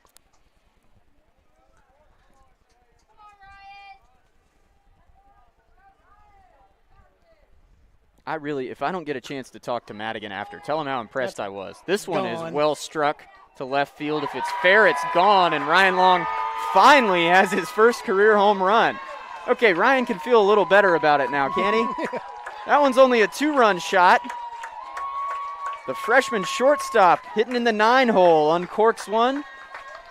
Lynchburg feeling a little better every moment now about a chance to play again tomorrow. 11-5 now, the Hornets lead. That was another no-doubter. And Man, off the sound of it alone, right? Yeah. I mean, up here with the glare, it's pretty hard to see right now, but whew. But my angle, where we are, up above the first base or home plate to the first base side, I was looking right down the line at that, and it was straight as an arrow, and it was not going to hit anything except for that tree out there. And it did do that. Here's Carson Atkins. Atkins came in as a defensive replacement in the bottom of the 7th. He's playing center field. Took the leadoff spot in the lineup over from Parker Schaefer, who was pinch hit for. Big swing there from Atkins, the tall center fielder. Also done a bit of pitching over the years. Sorry. No, I was just going to mention that since we're heading back to 97, I think the two teams have met 26 times, and Lynchburg had won 14 out of those 26 games. So Shenandoah was seeking to even the series at 20 or 14 apiece. But these two games today are the first two times that they've met in ODAC championship play. Right. Well, of course, some lean years for Lynchburg over the past several since that 2012 championship. 2-2 now the count.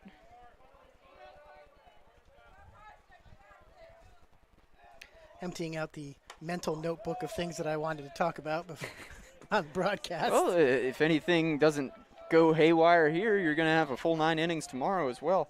I got to throw a shout out to Daniel Rollins, who's the head coach at Camp Community College. He's a friend of Coach Jones's, former colleague.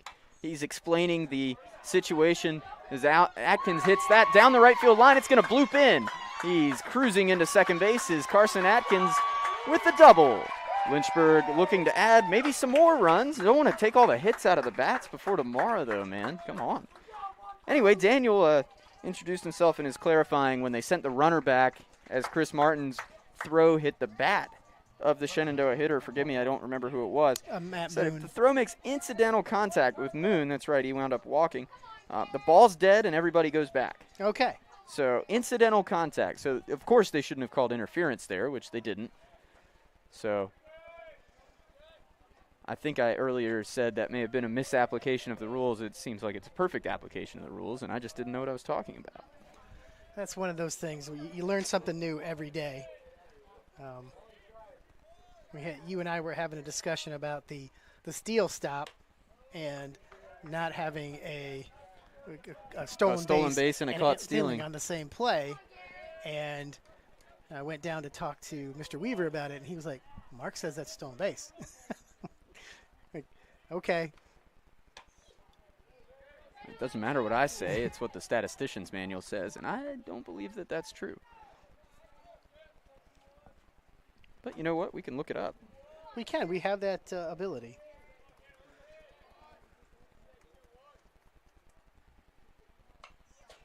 Garrett Jackson with a big swing there. He's looking for home run number 2 of the day.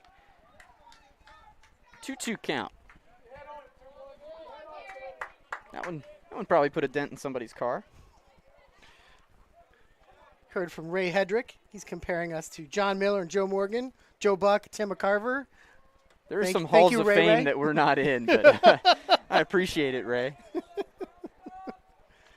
I do remember Ray when they played us here, and they're one of our midweek opponents. He predicted that we would be hosting this. I don't think that he was thinking that Randolph-Macon wouldn't be in it, but another tremendous season for them. Ray has a great program over there.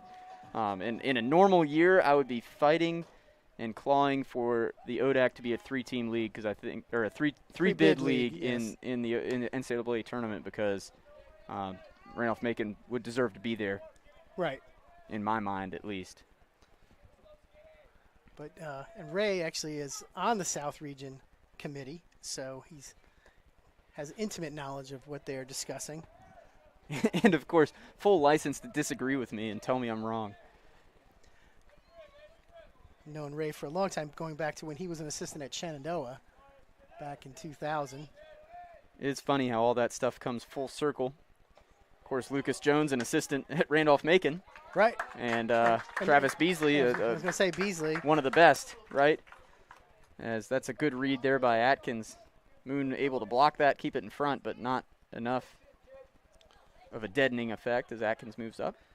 Yeah, the Ray Hedrick coaching tree extended. I mean, he worked with McGuire too, the guy who had left Roanoke. Yeah, yep.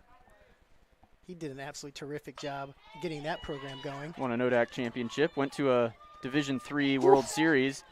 That one rolled over to second, and Carson almost beats it out, but he is retired by, a quarter of a step, something like that? Yeah, half a step at the most. Well, last chance for Shenandoah upcoming here. Headed to the bottom of the ninth. It's Lynchburg 11, Shenandoah 5 in Game 2 of the ODAC Baseball Championships.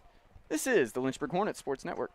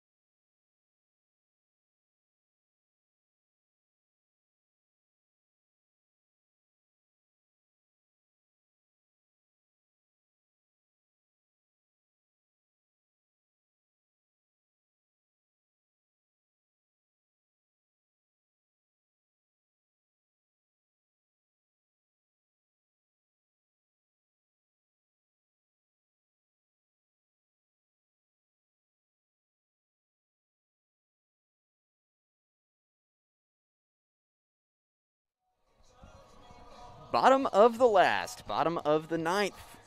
Last chance for Shenandoah to put a cap on an ODAC baseball championship today, but it's going to take a comeback. Lynchburg leading 11-5 here on Fox Field. Of course, it would take the home team to be the visiting team and shut the door late. Jack Batchmore out for his third inning of work. Lynchburg, 11 runs on 13 hits, committed 3 errors. Shenandoah, 5 runs on 8 hits. They had 2 errors, 2-3-4 up for the Hornets, and Shenandoah is going to pinch hit for Jackson Foreman in the 2-hole. This will be A.J. Ward, as I mentioned in Game 1, the regular DH for the Hornets. But Ward from Little Falls, New Jersey, Passaic Valley High School, I believe, will get his second opportunity today to swing the stick. Saw Ward in Game 1. Aggressive approach here. Chases the high fastball from Batchmore. Batchmore allowed one inherited runner to score when he entered in the 7th and struck out the side around a hit and a walk in the 8th. Now looking to slam the door. Ward hitting 278 on the year. He actually had I think he was right at 300 in ODAC play. I remember that from doing the all ODAC nominations.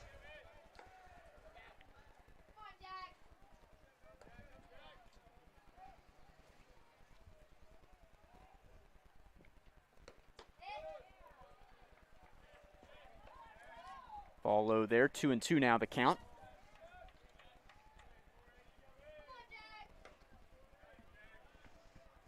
Batchmore the lefty, Ward the right-handed hitter.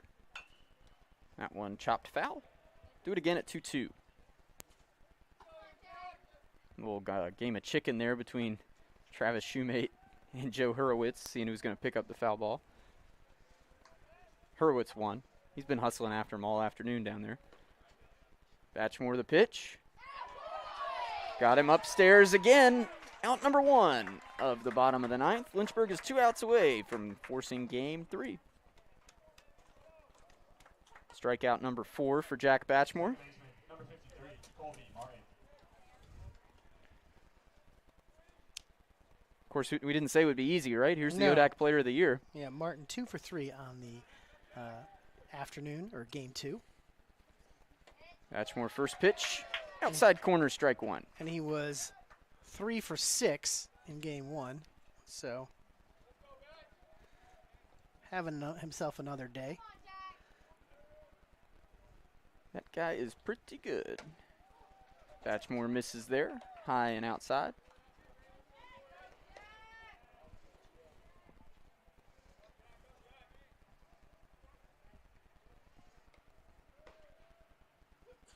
Batchmore rocks and fires, misses upstairs again. He's not finishing those pitches. I think he can afford to be kind of picky with Martin. He doesn't have to go after him. I mean, he certainly can, but he doesn't have to. As evidenced by the 2-1 breaking ball in there for strike 2. Here's the 2-2. Blew it by him. Strike 3. Good change of pace there for Batchmore. Strikeout number 5. And Lynchburg an out away from extending its season to one more day. Yep. At the very least. First baseman, number 34, Keegan Wolford.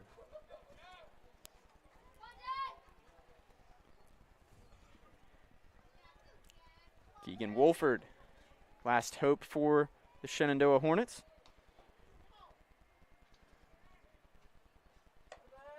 Batchmore misses with ball 1 to the cleanup hitter. Wolford singled, walked, homered, grounded into a fielder's choice, and hit a sac fly. That's a pretty good day at the plate, if you ask me.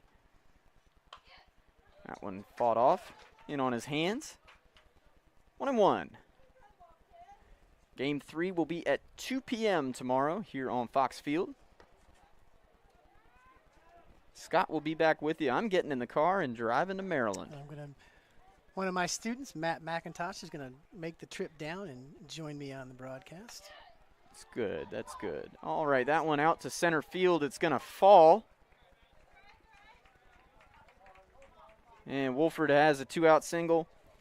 The glimmer of hope remains for Shenandoah to hoist the trophy. Take a heck of a comeback, and Booker looking for his first hit of the game. I don't remember. I think he had one in the first game. Everybody seemed to. Yep. So it wouldn't be his first hit of the afternoon. I think he had, I want to say he had 3 hits in the first game. I have to go back and look. It seems like that was 6 weeks ago that I wrote that story. Yeah, this is a 3-game series over 3 separate weekends, right? That's how this seems? He was 1 for 4 in game 1. It was Madigan who had a couple of doubles, that's right. But Booker drove in a couple runs, that's what it was. 1-1 now the count. Jack Batchmore trying to close things out. Entered the game in the bottom of the 7th with 1 out. I was wondering if he would going to qualify for the save or the 3-inning save. Obviously, he's going to come. He's going to be 2 and 2/3. Yeah, he's going to come out short of that. When did he? What was the situation when he came in? Lynchburg led 9-4 when he came in. Okay, so he's can't pitch yourself into a save situation. No, so it's about as close as you can get. Yeah, it's a save in every descriptor except for the actual criteria to earn a save. I mean, with your season on the line against an offense as good as this. And there he goes. Batchmore strikes out the side again. Booker down swinging. And Jack Batchmore with 6 strikeouts over 2 2/3 to shut the door and send Lynchburg and Shenandoah into a decisive Game 3 tomorrow. That's right here at Lynchburg's Fox Field. Hornets in search of their first championship since 2012. Shenandoah trying to three-peat. Scott and Matt will have it for you here tomorrow. Mark, it's been a lot of fun. I wish you a safe trip and a win over Christopher Newport in lacrosse tomorrow. That would be great. And then I guess you would take on the host Gulls if you win, I'm sure. Them or Illinois Wesleyan is the other game there. And, you know, it's the Elite Eight, so everybody's pretty good. But, yeah you got to think Salisbury playing at home, pretty safe bet. But, you know, Lynchburg men's lacrosse in search of that elusive national championship. Lost in the title game in 2015 and haven't been back there since. So That would be huge. And what a great atmosphere to be able to play in the Division I stadium, playing in an NFL stadium. On that Sunday with the Division II championship. That's been a lot of fun to watch since 1992 when that first came into being, and certainly hope that you guys can get back there again. Yeah, well, thanks. I'm hoping to be headed to Connecticut too. It's at UConn Stadium this year, okay. East Hartford. Okay, so not getting to play in an NFL stadium. Division I stadium though, and Yes. it'll be great. And I'm hoping 2 more Hornet victories, and I get to spend Memorial Day weekend up there in Hartford, and probably flying up from NCAA track, but we'll figure all that out. Luckily, that's in Greensboro, easy place to get to. You hear Snake Farm playing, Ray Wiley Hubbard, the official victory song of Lynchburg baseball. That means we've got one more ball game tomorrow to decide who gets the ODAC trophy. Lynchburg and Shenandoah, after the host Hornets take an 11-5 win. Of course, we're still tripping over that, 18 innings in. Anyway, Mark Robertson signing off for Scott Musa. Scott will be back with you here tomorrow. Thanks for joining us for ODAC Championship Baseball on the Lynchburg Hornets Sports Network. See y'all.